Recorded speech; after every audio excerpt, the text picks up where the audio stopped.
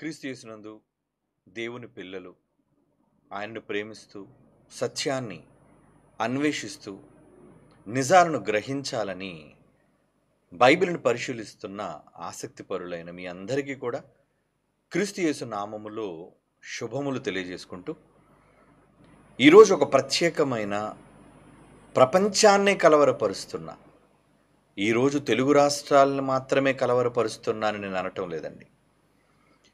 ప్రపంచ క్రైస్తవ్యాన్ని కలవరపెడుతున్న ఒక ప్రశ్న, అదే క్రీస్తు తండ్రికి జన్మించిన కుమారుడా, లేదా మన అంశం క్రీస్తు దేవునికి పుట్టిన కుమారుడా. ఈ అంశంపై ప్రపంచంలోనున్న డినామినేషన్స్, ప్రపంచ స్థాయిలో ఉన్న ప్రపంచ దేశాల బోధకులు వీళ్ళందరూ కూడా భిన్నాభిప్రాయాలు కలిగి ఉన్నారు. మొదటగా మీరు గ్రహించవలసింది ఏంటంటే, ఎవరు ఏది చెప్పినా దానికి బైబిల్ని ఆధారంగా చూపించాలి. ఇక బైబిలులోని వ్రాయబడిన అనేక సందర్భాలను సాక్ష్యాలుగా దానిని సమర్థిస్తున్నప్పుడు వాటిని అంగీకరించాలి. అయితే మొదటి నుండి బైబిల్ పైన ప్రపంచ క్రైస్తవ బోధకులకు, నేను భారతదేశంలో ఉన్న వాళ్ళ గురించి మాత్రమే మాట్లాడటం లేదు, ఎందుకంటే భారతీయులకి ఒక ఇన్ఫీరియారిటీ కాంప్లెక్స్ ఉంది. ఏంటంటే, మేమేమి జ్ఞానులం కాము, మాకు విదేశీయులే నేర్పించాలి, మాకు విదేశీ బోధకులు చెప్పింది, వారు రాసిన గ్రంథాలే ప్రామాణికం, వారు చెప్పే విషయాలే జ్ఞానయుక్తమైనవి, వారు చేసినదే కఠోరమైన పరిశోధన అనుకొని ఇప్పటి వరకు వాళ్ళ వాదాలను నమ్మబట్టే క్రైస్తవ్యం ఈరోజు ముక్కలు చెక్కలుగా విడిపోవడానికి ఈ భిన్న స్వరాలన్నీ కూడా విదేశాల నుంచి ఇంపోర్ట్ చేయబడినవి. మర్చిపోకండి, బోధలు కూడా ఇంపోర్టెడ్ బోధలు కూడా విదేశీ బోధకులు చెప్పిన దానిని, వాళ్ళేదో జ్ఞానవంతులు, వాళ్ళ పరిశోధన ఏదో గొప్పది, వాళ్ళ దేశం గొప్పదైతే కావచ్చు, లోక సంబంధంగా వాళ్ళ దగ్గర డబ్బుంటే కావచ్చు, అయితే బైబిల్లో ధనికులనా, బైబిల్లో జ్ఞానవంతులనా? ఇక్కడ మీరు ఒక విషయాన్ని గమనించాలి భారతీయులారా. భారతదేశంలో క్రైస్తవులుగా పిలువబడుతున్న మనం, బైబిల్లో దేవుడు ఏం రాయించాడో తెలుసా? లోకములో జ్ఞానవంతులైన వారిని, బలవంతులైన వారిని సిగ్గుపరచుటకు లోకములో బలహీనులైన వారిని ఎన్నుకుంటాడు అని రాయబడింది. ఇది బైబిల్. అంటే ఎప్పుడూ కూడా బలవంతుణ్ణి బలహీనుని ద్వారానే ఆయన మట్టి కరిపిస్తాడు. బలవంతులైన జ్ఞానవంతులైన వారికి కూడా బలము లేని వారి చేత, జ్ఞానము లేని వారి చేత, అంటే జ్ఞానము లేకపోవడం అంటే జ్ఞానము తక్కువగా ఉన్నవారు అని అనిపించుకునే వారి చేత సమాధానం చెప్పిస్తాడు దేవుడు. అది బైబిల్లో రాయబడిన సందర్భం. కనుక ఈరోజు ప్రపంచంలో ఒక అమెరికా, ఒక గ్రేట్ బ్రిటన్, ఒక ఆస్ట్రేలియా, మిగిలిన యూరోప్ దేశాలు, అక్కడ ఉన్న సంఘాలు, అక్కడ ఉన్న బోధకులు, వాళ్ళేదో గొప్పవాళ్ళు, వాళ్ళేదో భారతదేశంలో చేయలేని గొప్ప గొప్ప పరిశోధనలు ఏదో వాళ్ళు చేసేశారు అనే భ్రమలో భారతీయులు చాలామంది ఉన్నారు. వద్దు, మీరు ముందు ఆ ముసుగులో నుంచి బయటికి రండి. ఎందుకంటే వాళ్ళ దగ్గర ఉన్నదైనా మన దగ్గర ఉన్నదైనా బైబిల్. ఇక ఇంగ్లీష్ బైబిల్ లేదా తెలుగు బైబిల్ లేదా హిబ్రూ బైబిల్ లేదా గ్రీక్ బైబిల్, ఏ బైబిల్ అయినా భావం ముఖ్యం.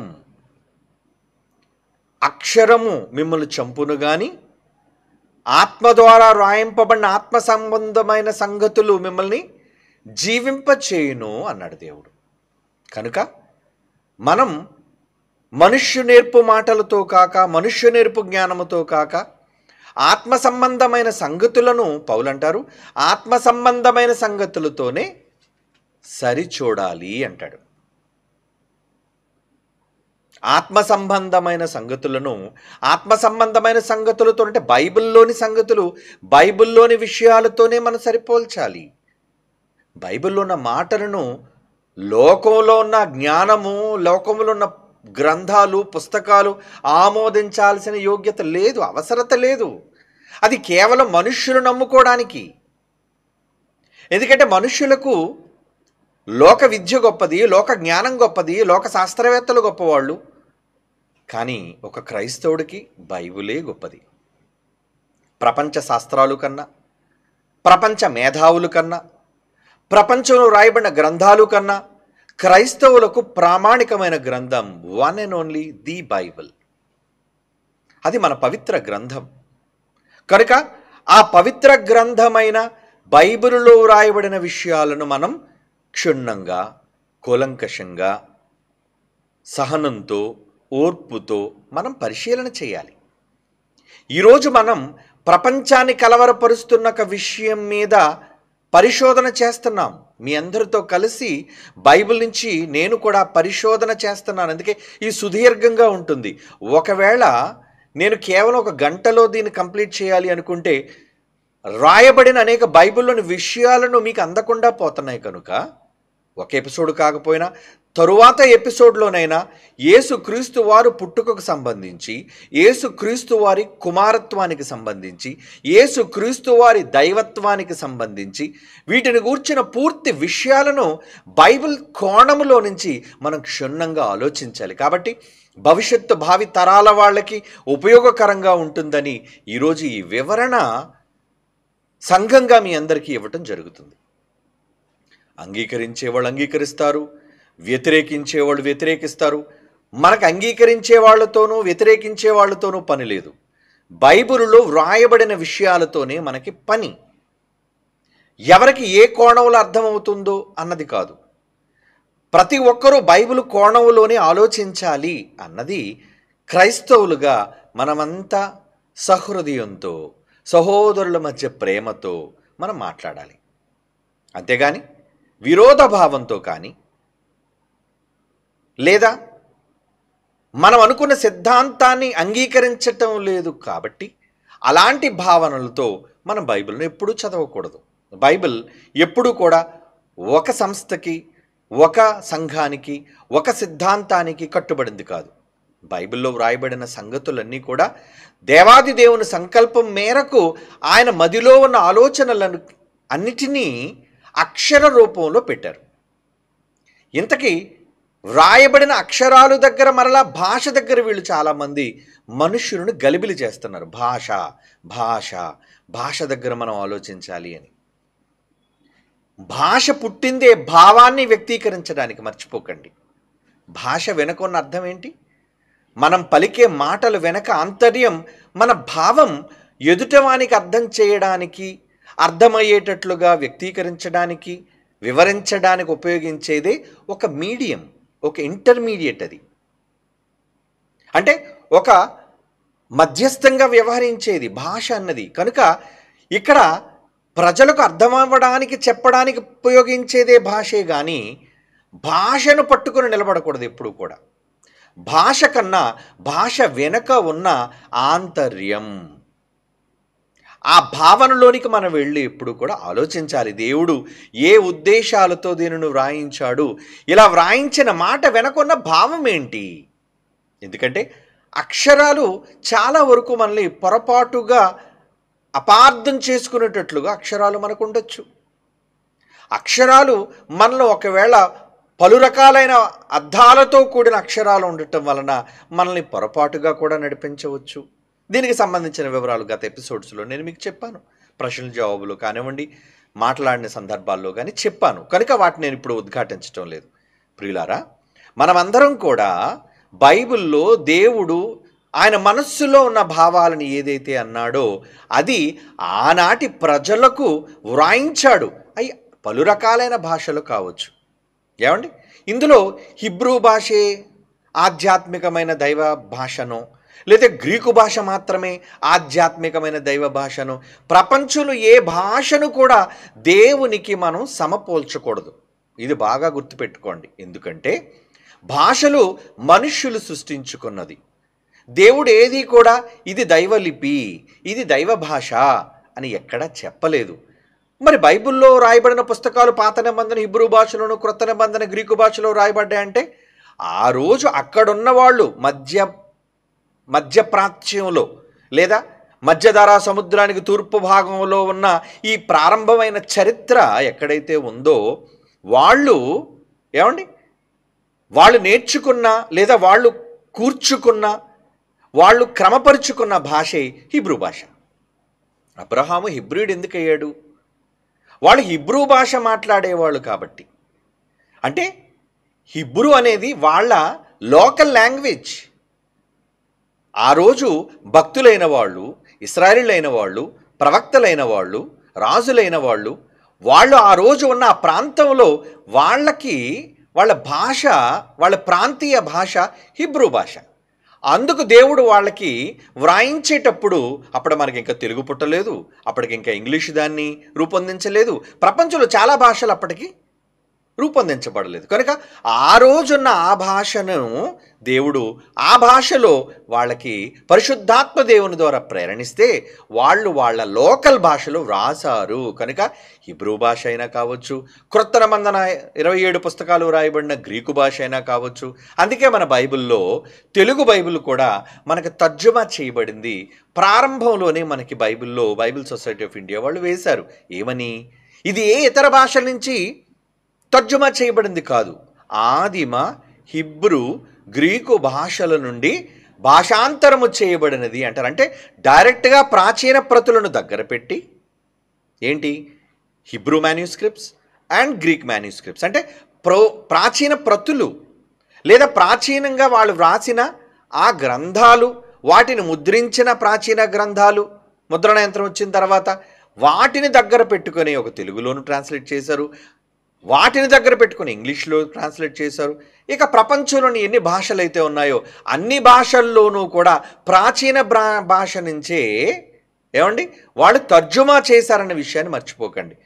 ఈరోజు మనం చదువుకుంటున్న తెలుగు బైబిల్ ఇంగ్లీష్ నుంచి ఏమీ వాళ్ళు ట్రాన్స్లేట్ చేయలేదు, హిబ్రూ నుంచే ట్రాన్స్లేట్ చేయబడింది అనేదే బైబిల్లో మనం చదువుకుంటున్నాం.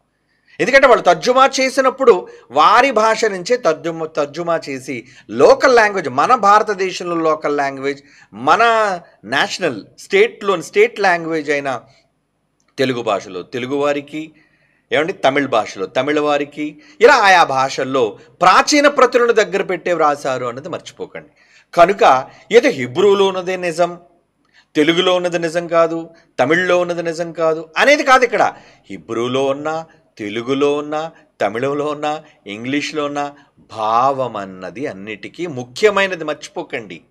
అంటే బైబిల్ను మనం ఎలా క్రమబద్ధంగా మనం చదవాలి, ఎలా మనం క్రమంగా వాటిని అంగీకరించాలి అనేది ఏదో బలవంతంగా ఎవరమేదో బలవంతంగా మీరు రుద్ది ఈ విధంగా చెయ్యండి, ఈ విధంగానే చదవండి అనే ఒక మోస పద్ధతిలో కాకుండా చాలా విశాలమైన దృక్పథంతో మనం బైబిల్ చదివేవాళ్ళుగా ఉంటున్నాం. కాబట్టి బైబిల్లో మనం చదువుతున్న ఈ విషయాలన్నిటిలో రాయబడిన అక్షరాలు ఎక్కడి నుంచి తర్జుమా చేయబడ్డాయి అంటే తర్జుమాలో ఉన్న, తెలుగులో ఉన్న, ఏ భాషలో ఉన్న భాష వెనుక ఉన్న భావం అనేది ముఖ్యం. ఎందుకంటే భాష పుట్టిందే భావాన్ని వ్యక్తీకరించడానికి. ఓకే, కనుక ఈ ప్రారంభ వచనాలు మీకు ఎందుకు చెప్పాను అంటే ఈరోజు మనుష్యులైన వాళ్ళు అక్షరాలు దగ్గరే, ఇదిగోండి ఇక్కడ ఈ అక్షరం ఉంది, అక్కడ ఆ అక్షరం ఉంది, ఇక్కడ ఈ పదం ఉంది, అక్కడ ఆ పదం ఉందని ఈ గొడవలన్నీ కూడా పదాలు దగ్గరే ప్రారంభమయ్యాయి.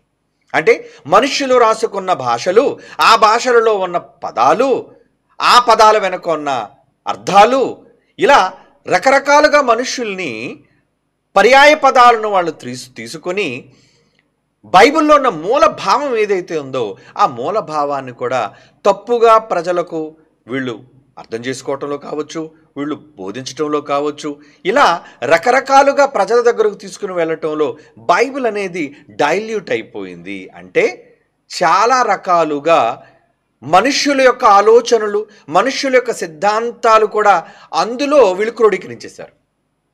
ఏమండి, దానికి ఉదాహరణే ప్రాచీన తెలుగు బైబిల్లో అక్క చెల్లెండు అనే పదం ఉంటుంది. పాత బైబిల్లో రెఫరెన్స్ బైబిల్లో అని ఉంటాయి చూడండి, అందులో యేసుకు ఈయన అక్క చెల్లెండు మనతో ఉన్నవారు కారా అని. అంటే ఏంటంటే ప్రాచీన ప్రతుల్లో నుంచి వాళ్ళు ట్రాన్స్లేట్ చేసేటప్పుడు భావాన్ని ఆలోచించలేదు ఆ రోజు.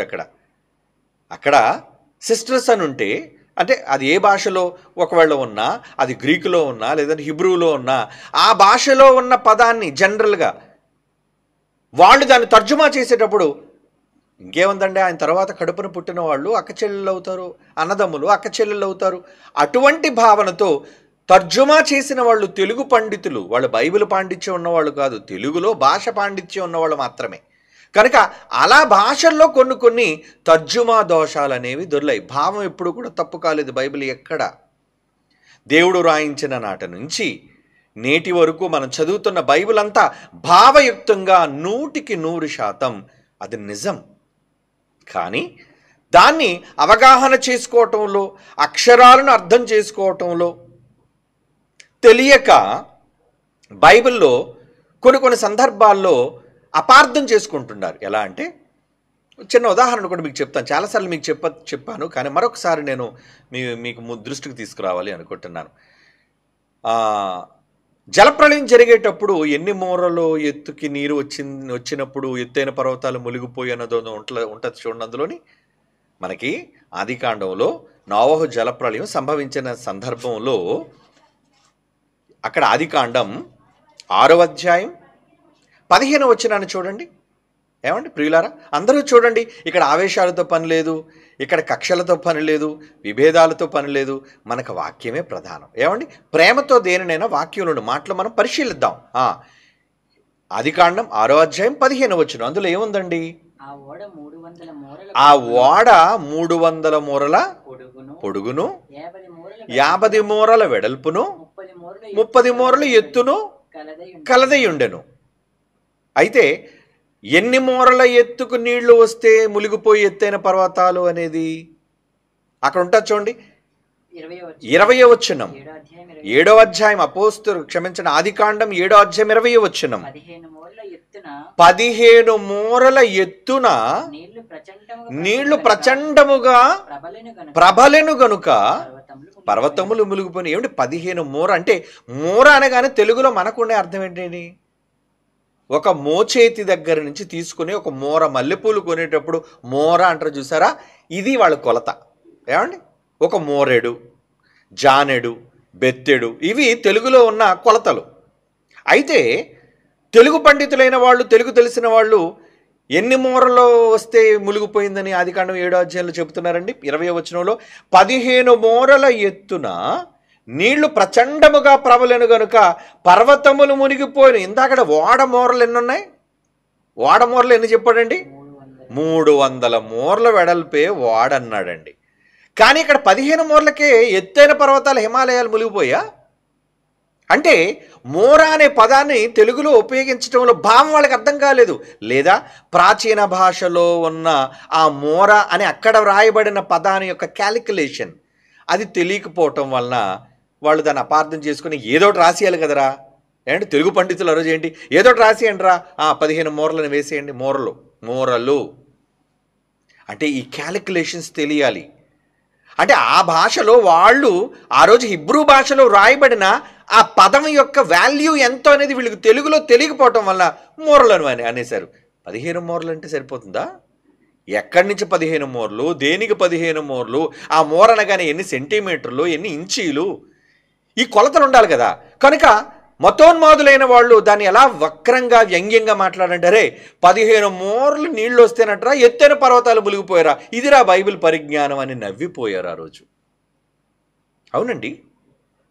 అంటే ఈరోజు బైబిల్ బండారం అనే ఒక వ్యక్తి రాసిన, ఒక ఎన్వి బ్రహ్మం లాంటి వాడు పుస్తకాన్ని రాసి హైకోర్టులకు వెళ్ళి, చివరికి సుప్రీంకోర్టుకు వెళ్ళి ఆ పుస్తకాన్ని నేను దేశం మొత్తం మీద ప్రచురిస్తాను అని 100 అసంబద్ధాలు వాడు రాసి, ఏమండి చివరకు ప్రజల మధ్య దాన్ని రిలీజ్ చేయడానికి ఇష్టపడ్డాడు అంటే, అధికారపూర్వకంగా వాడు ఆ పుస్తకాన్ని రిలీజ్ చేశాడు అంటే with order of the court, అంటే కోర్టు వారి యొక్క ఆర్డర్ ద్వారా, జడ్జిమెంట్ ద్వారా ఆ పుస్తకాన్ని రిలీజ్ చేశాడు. ఇంతకీ ఆ పుస్తకంలో ఉన్నవన్నీ అసంబద్ధాలు, అంటే వాడు అపార్థం చేసుకున్నవి, మర్చిపోకండి, అపార్థం చేసుకున్నవి.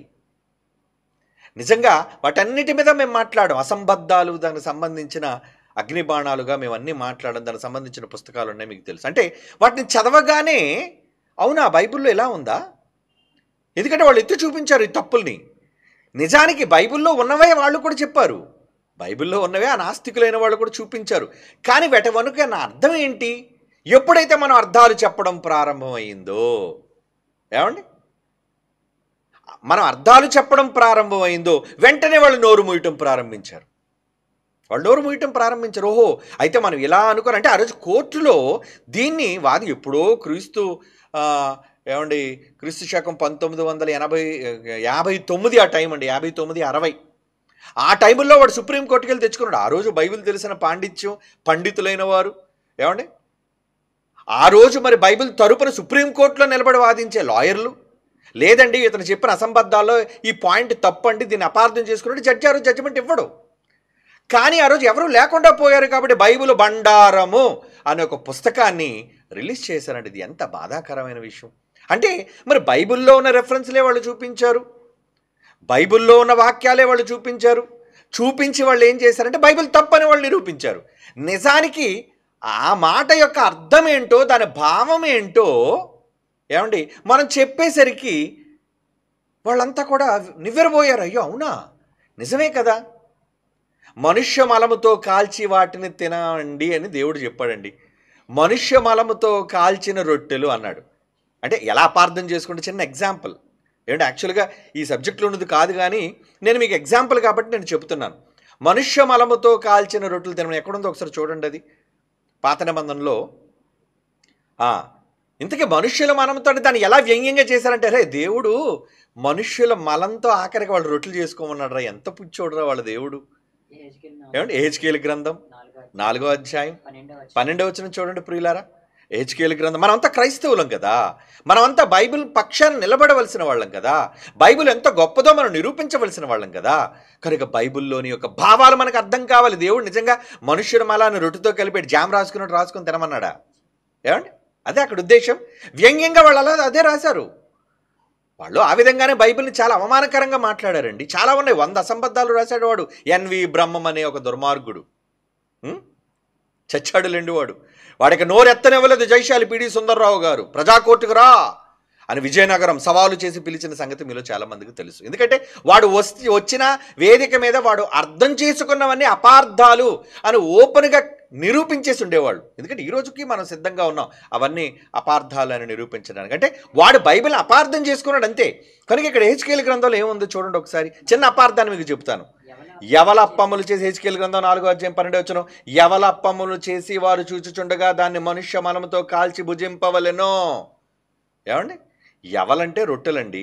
అది యవలు తెలుసు కదా మీకు, బార్లీ గింజలు.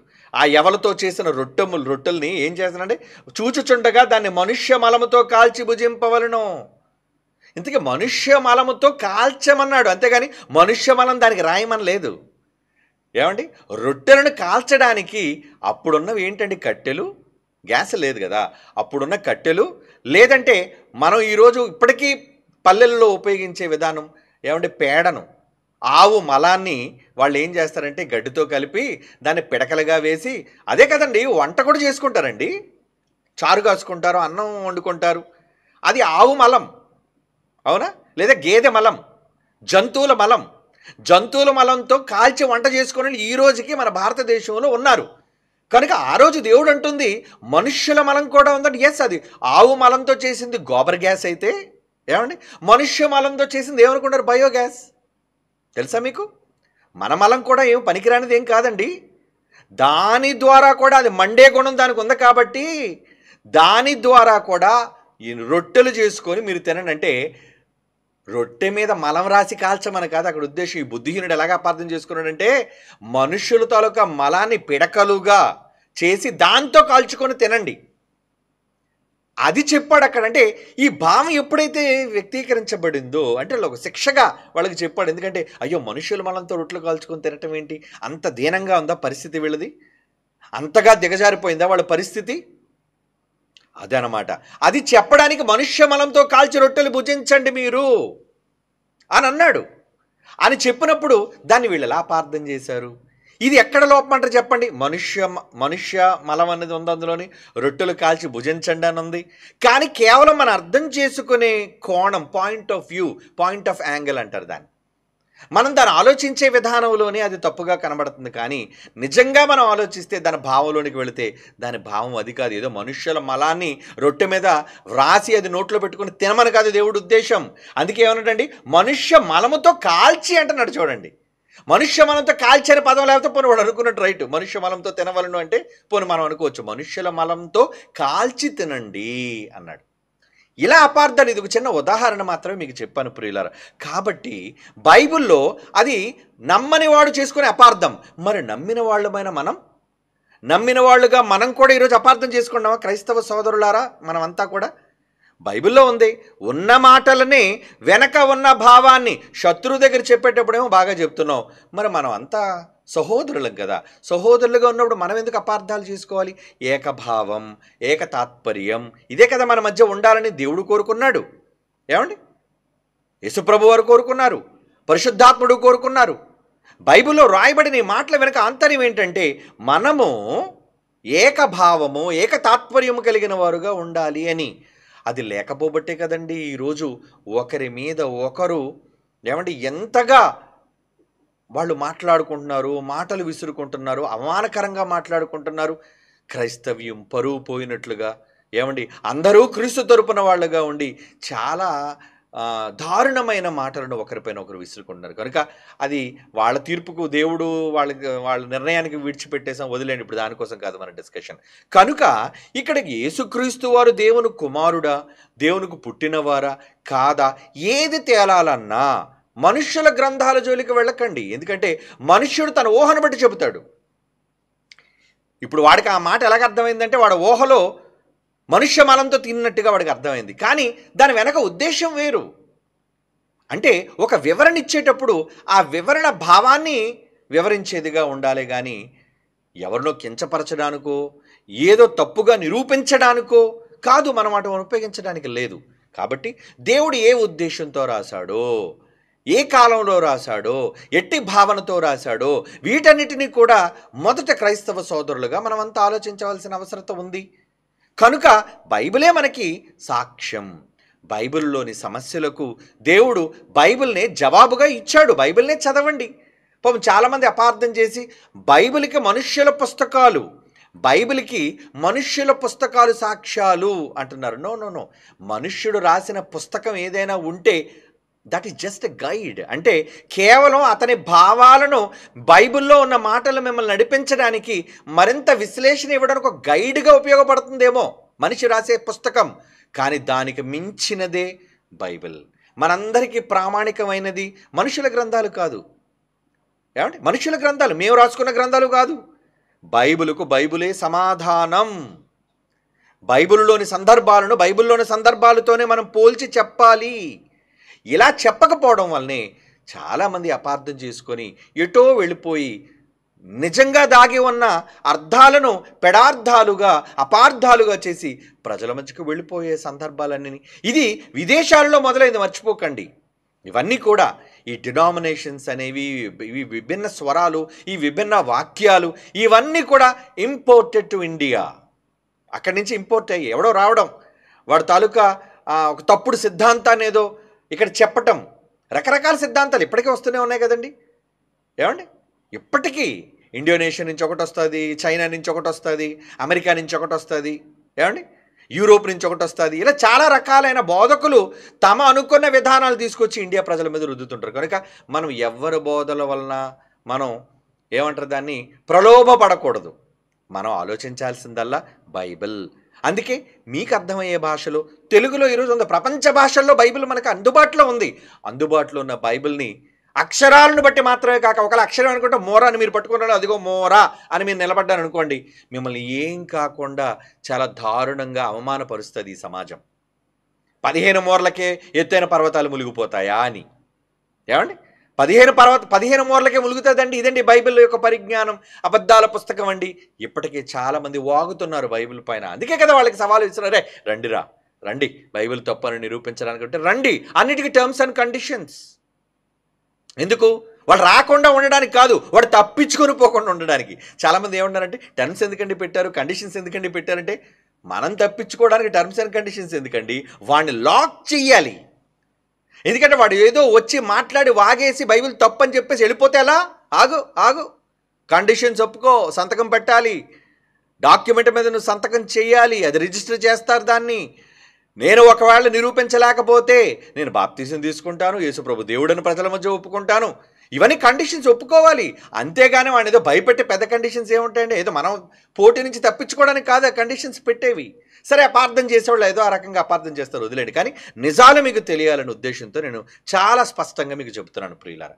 కాబట్టి సంఘంలో ఉన్న ప్రియులైన వాళ్ళు, పిల్లలైన వాళ్ళు, ఆలోచించే వాళ్ళందరూ చాలామంది ఈరోజు ఈ సందేహాలతో వాళ్ళు నిండిపోయారు. కాబట్టి ఇంతకీ యేసు ప్రభు వారు కనబడిన వారా?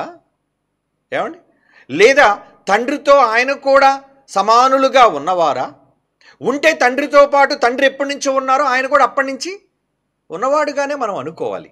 కాబట్టి ఇప్పుడు బైబిల్లోనికి మనం వెళ్ళి మొదట కొన్ని ఇన్ఫర్మేషన్స్ మనం తెలుసుకొని ముందుకు వెళ్ళి ఆలోచిద్దాం ప్రియులారా. మొదటిగా ఇక్కడ బైబిల్లో ప్రస్తావించబడిన దేవుళ్ళ మధ్య సందర్భంలో తండ్రి, కుమారుడు అనేది బైబిల్లో ప్రస్తావించబడిన పదాలు, మర్చిపోకండి.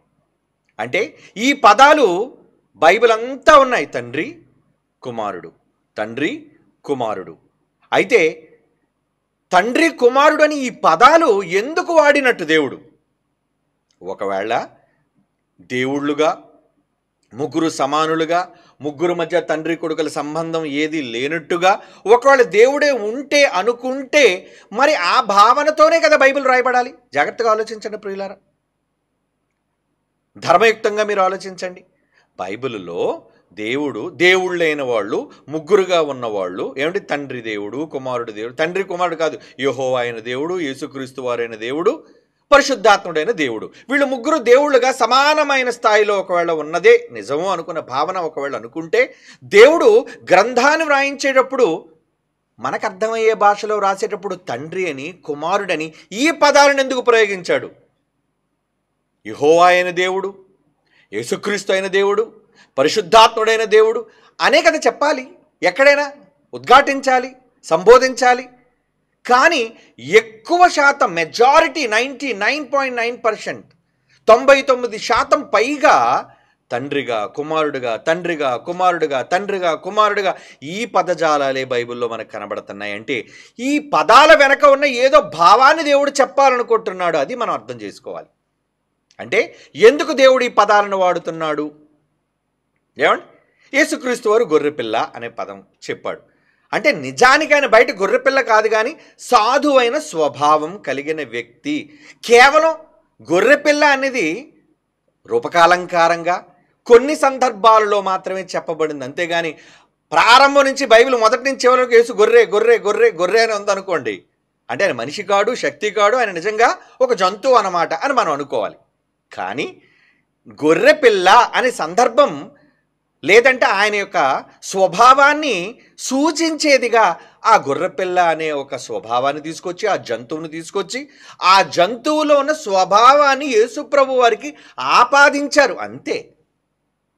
అలాగని యేసుప్రభు వారు నిజంగా ఒక జంతువు కాదు. ఏమండి? నిజానికైనా గొర్రెల 2 కొమ్ములు, ఏమంటే 4 కాళ్ళు ఉన్న రూపము కాదు ఆయనది.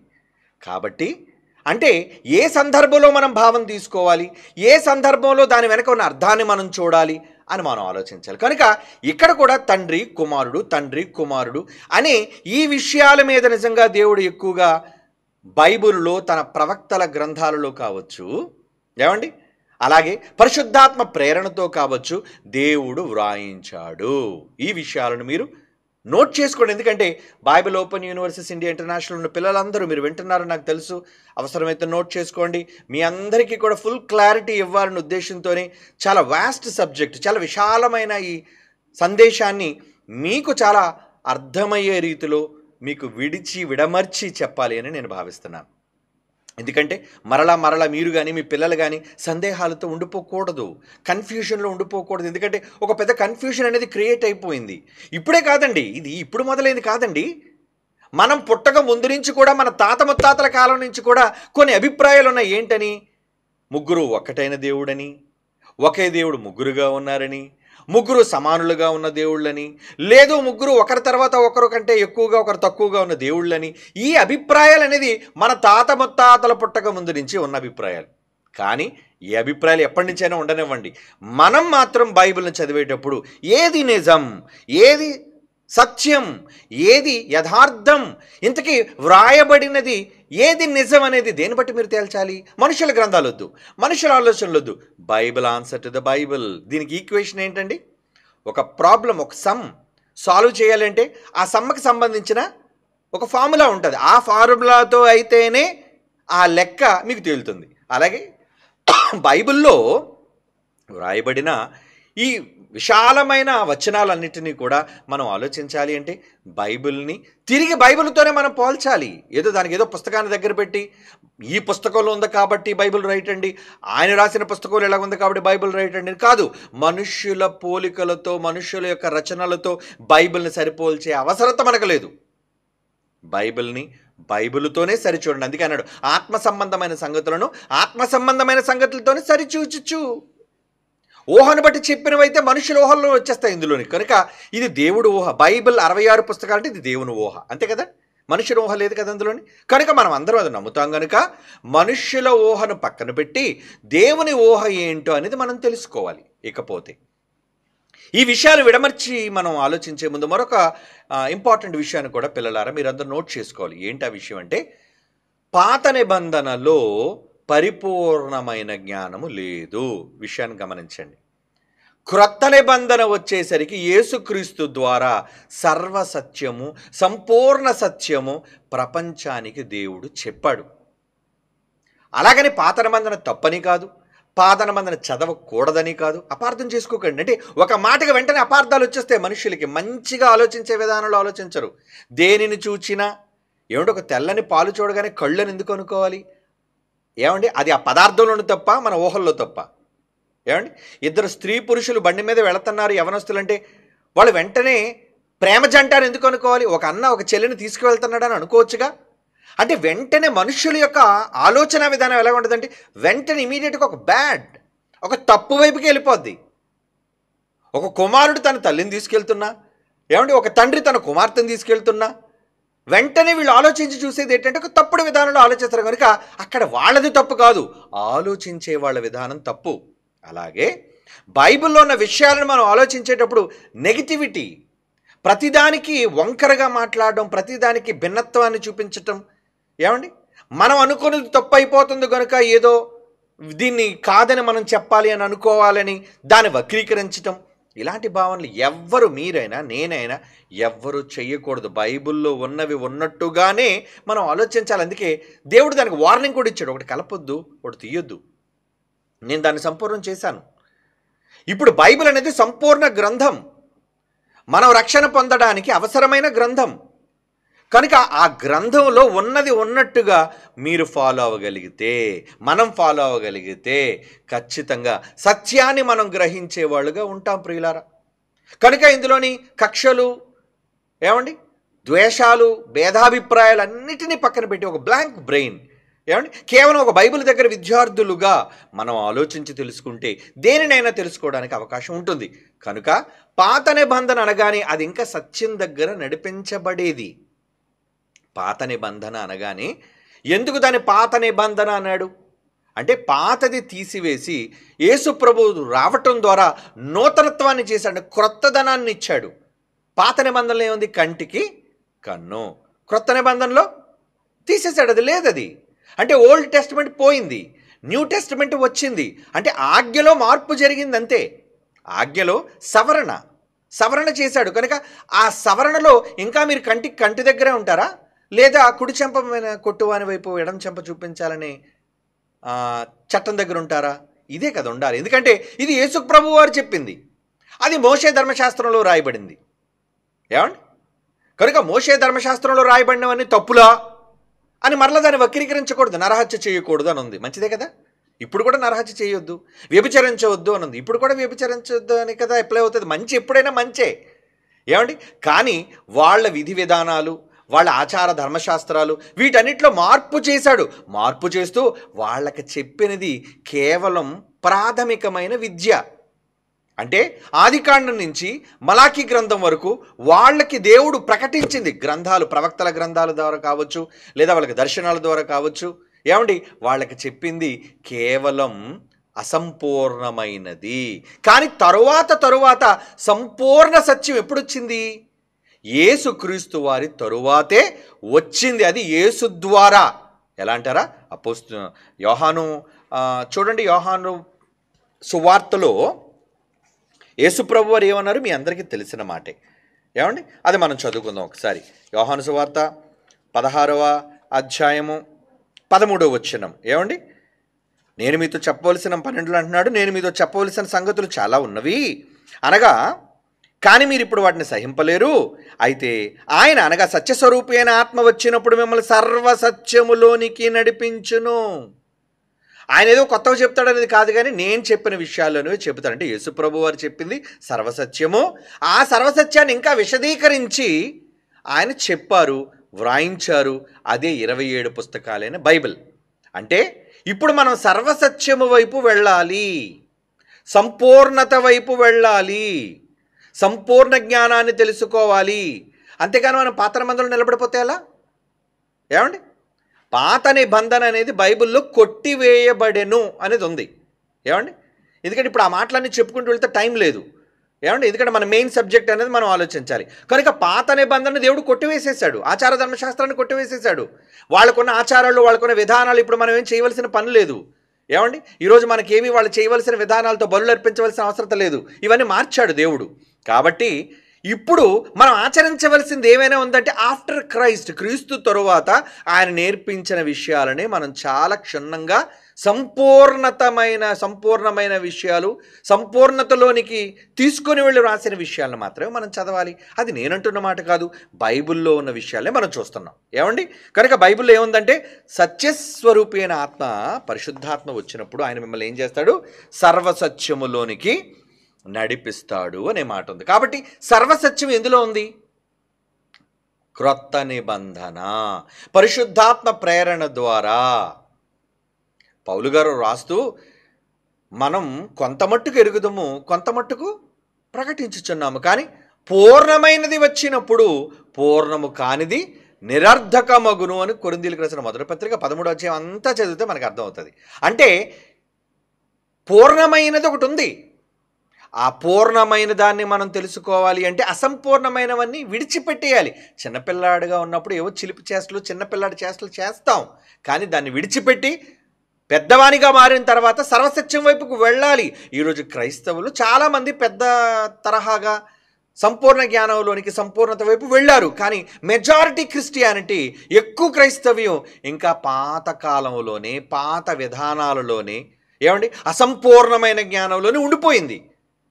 కనుక క్లాష్ వస్తుంది. ఇప్పుడు క్రొత్తదనాన్ని చెబుతుంటే వాళ్ళు దాన్ని భిన్నంగా అనుకుంటున్నారు, అది అక్కడ వేరుగా అని భావిస్తున్నారు. కనుక ఇలాంటి వ్యత్యాసాలు, భేదాభిప్రాయాలు రావడానికి కారణం బైబిల్ యొక్క మూలాలు ముఖ్యంగా మనకు తెలుసుకోకపోవటం. కాబట్టి పాత నిబంధన అసంపూర్ణమైనది, క్రొత్త నిబంధన పూర్ణమైనది. అసంపూర్ణమైనది అన్నారు మళ్ళీ క్రొత్త నిబంధనలు, ఎందుకంటే క్రొత్త నిబంధన పరిశుద్ధాత్మ దేవుడు రాయించిన మాటలే మనకి ప్రామాణికమైనవి. కాబట్టి ఈ వచనాలన్నీ కూడా ప్రాథమికంగా మీకు చూపించడం జరుగుతుంది. గలతీ పత్రిక 3వ అధ్యాయం 23వ వచనం చూడండి. మరొకసారి నేను మీకు జ్ఞాపకం చేస్తాను. గలతీ పత్రిక 3వ అధ్యాయం 23వ వచనం, విశ్వాసము వెల్లడి కాకమునుపు ఇక ముందు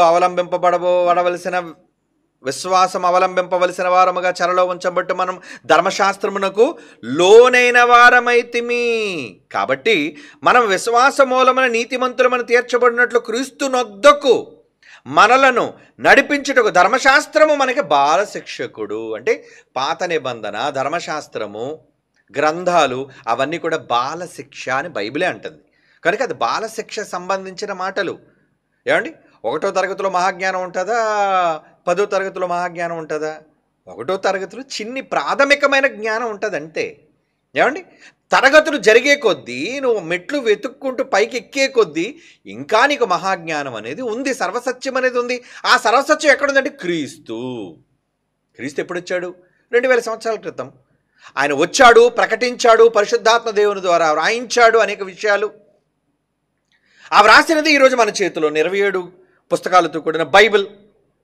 కనుక దీనిని మనం చదివితే సర్వజ్ఞానం, సర్వసత్యం, సంపూర్ణ నిజం మనకు అర్థమవుతుంది.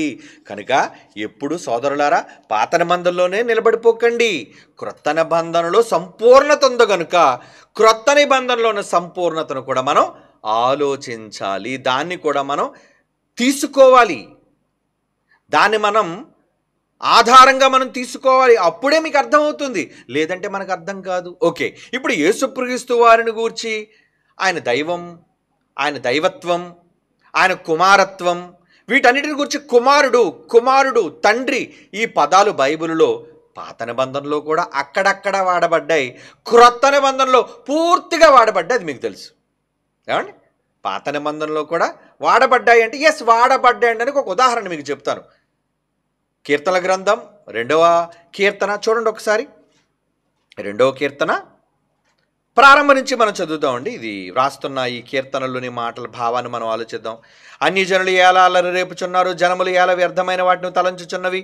మనము వాటి కట్లు తెంపుదము రండని, పాశములను మన యొద్ద నుండి పారవేయదము రండని చెప్పుకొనుచు భూరాజులు యెహోవాకును, యెహోవా పాత నిబంధనలో రాయబడిన విషయం, యెహోవాకును ఆయన అభిషక్తునికి విరోధముగా, ఆయన అభిషేకించిన ఒక వ్యక్తి ఉన్నారు. అభిషక్తుడు అంటే అభిషేకింపబడినవారు. అంటే యెహోవా అనే ఒక శక్తి మరొక వ్యక్తిని అభిషేకించింది. అందుకే ఇక్కడ వివరణ ఇస్తున్నాడు. ఏమని? యెహోవాకును, 3వ వచనం, కీర్తనలు 2వ కీర్తన 3వ వచనం, యెహోవాకును ఆయన అభిషక్తునికి విరోధముగా నిలవబడుచున్నారని ఏలికలు ఏకీభవించి ఆలోచన చేయుచున్నారు. ఆకాశమందు ఆసీనుడగువాడు నవ్వుచున్నాడు, తండ్రి నవ్వుచున్నాడు, పైన దేవుడు నవ్వుచున్నాడు. ప్రభు వారిని చూచి అపహసించుచున్నాడు. తండ్రి నవ్వుతున్నాడట, ప్రభు వారిని చూసి, ప్రభు అంటున్నాడు ఇక్కడ మరలా తండ్రి. ఆకాశమందు ఎవరున్నారటండి? ఆసీనుడు ఒక ఆయన ఉన్నాడు, ఆయన ఏమో నవ్వుతున్నాడు. ప్రభు అనే ఒక వ్యక్తి ఉన్నాడు, ఆయన వారిని చూచి అపహసించున్నాడు. 5వ వచనం, ఆయన ఉగ్రుడై వారితో పలుకును, ప్రచండ కోపము చేత వారిని తల్లడింప చేయును. 6వ వచనం, నేను నా పరిశుద్ధ పర్వతమైన సియోను మీదను రాజును ఆసీనుడిగా చేయుచున్నాను. అంటే ఒక రాజును నేను కూర్చోబెడుతున్నాను. ఇక్కడ చూడండి, యెహోవా ఏం మాట్లాడుతున్నారు ఆయన? 6వ వచనంలో, నేను నా పరిశుద్ధ పర్వతం ఒకటి ఉంది, అది సియోను, ఆ సియోను మీద రాజుని ఆసీనునిగా చేసి ఉన్నాను. ఆల్రెడీ నేను అపాయింట్ చేసేసాను ఆయన రాజుగా. నువ్వు రాజువా అని పిలాతు అడిగినప్పుడు యేసుప్రభువు ఏమన్నారు? ఎస్ అవును, నేను రాజునే, నేను ఎప్పుడో దేవుడు అపాయింట్ చేశాడు అనే మాటే మనకు బైబిల్ కన్ఫర్మ్ చేస్తుంది. రైట్. కట్టడను నేను వివరించేదను. 7వ వచనం, నేను కట్టడను నేను వివరించేదను, యెహోవా నాకు ఎలాగూ సెలవిచ్చను. అంటే ఒక సుప్రీం యెహోవా ఒక ఆయన ఉన్నాడు, ఆయనే అందరికీ నిజమైన దేవుడు. నేను తప్ప వేరొక దేవుడు లేడని పాత నిబంధనలో చెప్పుకున్న దేవుడు ఆయన ఏం మాట్లాడుతున్నారండి? ఆయన ఏమని మాట్లాడుతున్నారు? ఆయన కట్టడలు నేను వివరించేదను, యెహోవా నాకు ఎలాగూ సెలవిచ్చెను, నీవు నా కుమారుడవు, నేడు నిన్ను కని ఉన్నాను. ఇక్కడ యెహోవా మాట్లాడుతున్నారు. యెహోవా అంటే ఆయన సుప్రీం, ఆయనే మూలం, నేను తప్ప వేరొక దేవుడు లేడు, ఉన్నవాడు, మహాదేవుడు, మహాగణుడు, చాలా పేర్లు ఉన్నాయి ఆయనకి. సైన్యములకు అధిపతిగా యెహోవా, ఆయనకి పేర్లు. కనుక ఆ యెహోవా ఒక మాట మాట్లాడుతున్నారు. ఏంటా మాట? నీవు అంటే ఎవరినో ఉద్దేశించి చెబుతున్నారు. అంటే ఆ పదజాలం, ఆ ఎక్స్ప్రెషన్, ఆ పదాల యొక్క భావం మనం ఆలోచిస్తున్నాం సుమా. ఆ భావంలో ఏమని మనకు కనబడుతుంది? నీవు నా కుమారుడవు అంటే కుమారుడన్నా, కొడుకన్నా, పుత్రుడన్నా, ఈ పర్యాయ పదాలు. ఓకే అండి. నీవు నా కుమారుడవు, నేడు నిన్ను కనియున్నాను అని అన్నాడండి. నేడు నేను కనియున్నాను అన్నాడు. అంటే ఆ శక్తి ఏమని ఆ రోజు ఉద్ఘాటించింది? పాత నిబంధనలో, పాత ధర్మశాస్త్రం ఇది. కీర్తనలు అంటే పాత నిబంధనే కదండి, పాత నిబంధన కాలం, క్రీస్తు రాని ముందటి కాలం, అంతే కదండి. ఆ కాలంలో ఏమని అక్కడ పరిశుద్ధాత్ముడు రాయించాడు? నన్ను అడుగుము, 8వ వచనం, జనములు నీకు స్వాస్థ్యముగాను భూమిని దిగంతముల వరకు సొత్తుగాను ఇచ్చేదను, ఇనుపదండముతో నీవు వారిని నలుగుగొట్టెదవు, పగులగొట్టినట్లు వారిని ముక్క చెక్కలుగా పగులగొట్టెదవు. కాబట్టి భూరాజులారా వివేకులయ్యుండి, భూపతులారా బాధనుందుడి, భయభక్తులు కలిగి యెహోవాకు సేవించుడి, గడగడ వణుకుచు సంతోషించుడి. ఆయన కోపము అంటే ఎవరినైతే నా కొడుకు అని ఒక యెహోవా ఆయన చెప్పాడో ఆయన కోపము త్వరగా రగిలిపోద్దట. ఎందుకంటే ఆయన కోపిస్తే కదండి. యెహోవా కోపం కలిగిన వాడు, రౌద్రం కలిగిన వాడు, రోషం కలిగిన యెహోవా, అది మనకు తెలుసు. ఆయన ఏమంటున్నాడు ఇక్కడ? ఆయన కోపము త్వరగా రగులుకొనును, కుమారుణ్ణి ముద్దు పెట్టుకొనుడి. అంటే మనకి ఏదో చెప్పాలనుకుంటున్నాడు. ఏమని? నేను యెహోవాను, నేను ఒకరిని కన్నాను, నువ్వు నా కొడుకు అని నేను ఒకరితో చెప్పాను. ఇక ప్రజలతో ఏం చెప్తున్నాడంటే మీరందరూ కొడుకైన ఆయన్ని ముద్దు పెట్టుకోండి. ఏమండి? కుమారుని ఏమనమన్నాడండి? కుమారుని ముద్దు పెట్టుకొనుడి, లేని ఎడల ఆయన కోపించును, అప్పుడు మీరు త్రోవ తప్పి నశించెదరు. ఆయనను ఆశ్రయించేవారు ధన్యులు. దీన్ని అంగీకరించేవాళ్ళు ధన్యులు. కొడుకుగా అంగీకరించిన వాళ్ళందరూ కూడా దేవుని దృష్టిలో దోషులుగా కనబడతారు అనే విషయాన్ని చెప్పాడు. అయితే దీన్ని కొంతమంది ఏమని చెప్తారంటే ఇది దావీదు గారితో చెబుతున్న మాట అండి.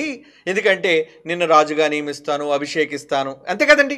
కీర్తనల గ్రంథం 2వ కీర్తన ఈ వచనాల్లో ఉన్న మాట ఒకళ్ళ దావీదు గారునో ఒక మనిషిని ఉద్దేశించి చెప్పినదని పాత నిబంధనలో మనం అనుకుంటే రైట్. ఇప్పుడు క్రొత్త నిబంధనకి వెళదాం. మనం పరిపూర్ణత అనేది ఎందులో ఉందని మీకు చెప్పాను, సంపూర్ణత అనేది ఎందులో ఉందని మీరు అనుకోవాలి.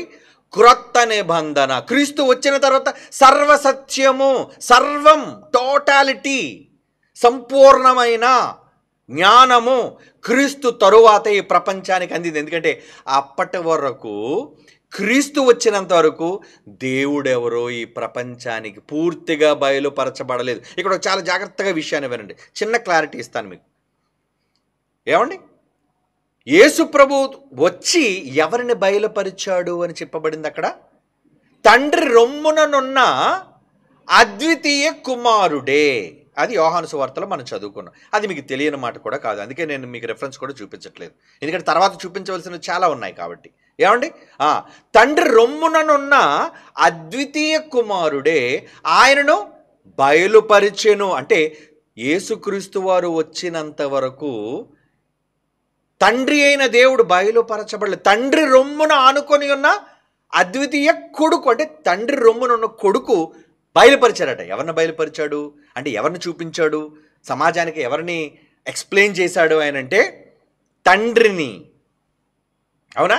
అందుకే బైబిల్లో క్రొత్త నిబంధనలో ఎక్కడ యెహోవా అనే పదం మనకి అంటే ఆయన యెహోవా అని అంటే అనొచ్చు, కానీ ప్రస్తుతం ఆ దేవుని గూర్చి తండ్రి, ఆ యెహోవా ఎవరంటే పాత నిబంధన అంతా కూడా యెహోవా, సైన్యములకు అధిపతిగా యెహోవా, మహాగణుడు, రోషము కలిగిన వాడు, చాలా పేర్లు ఆయనకు ఉన్నాయి.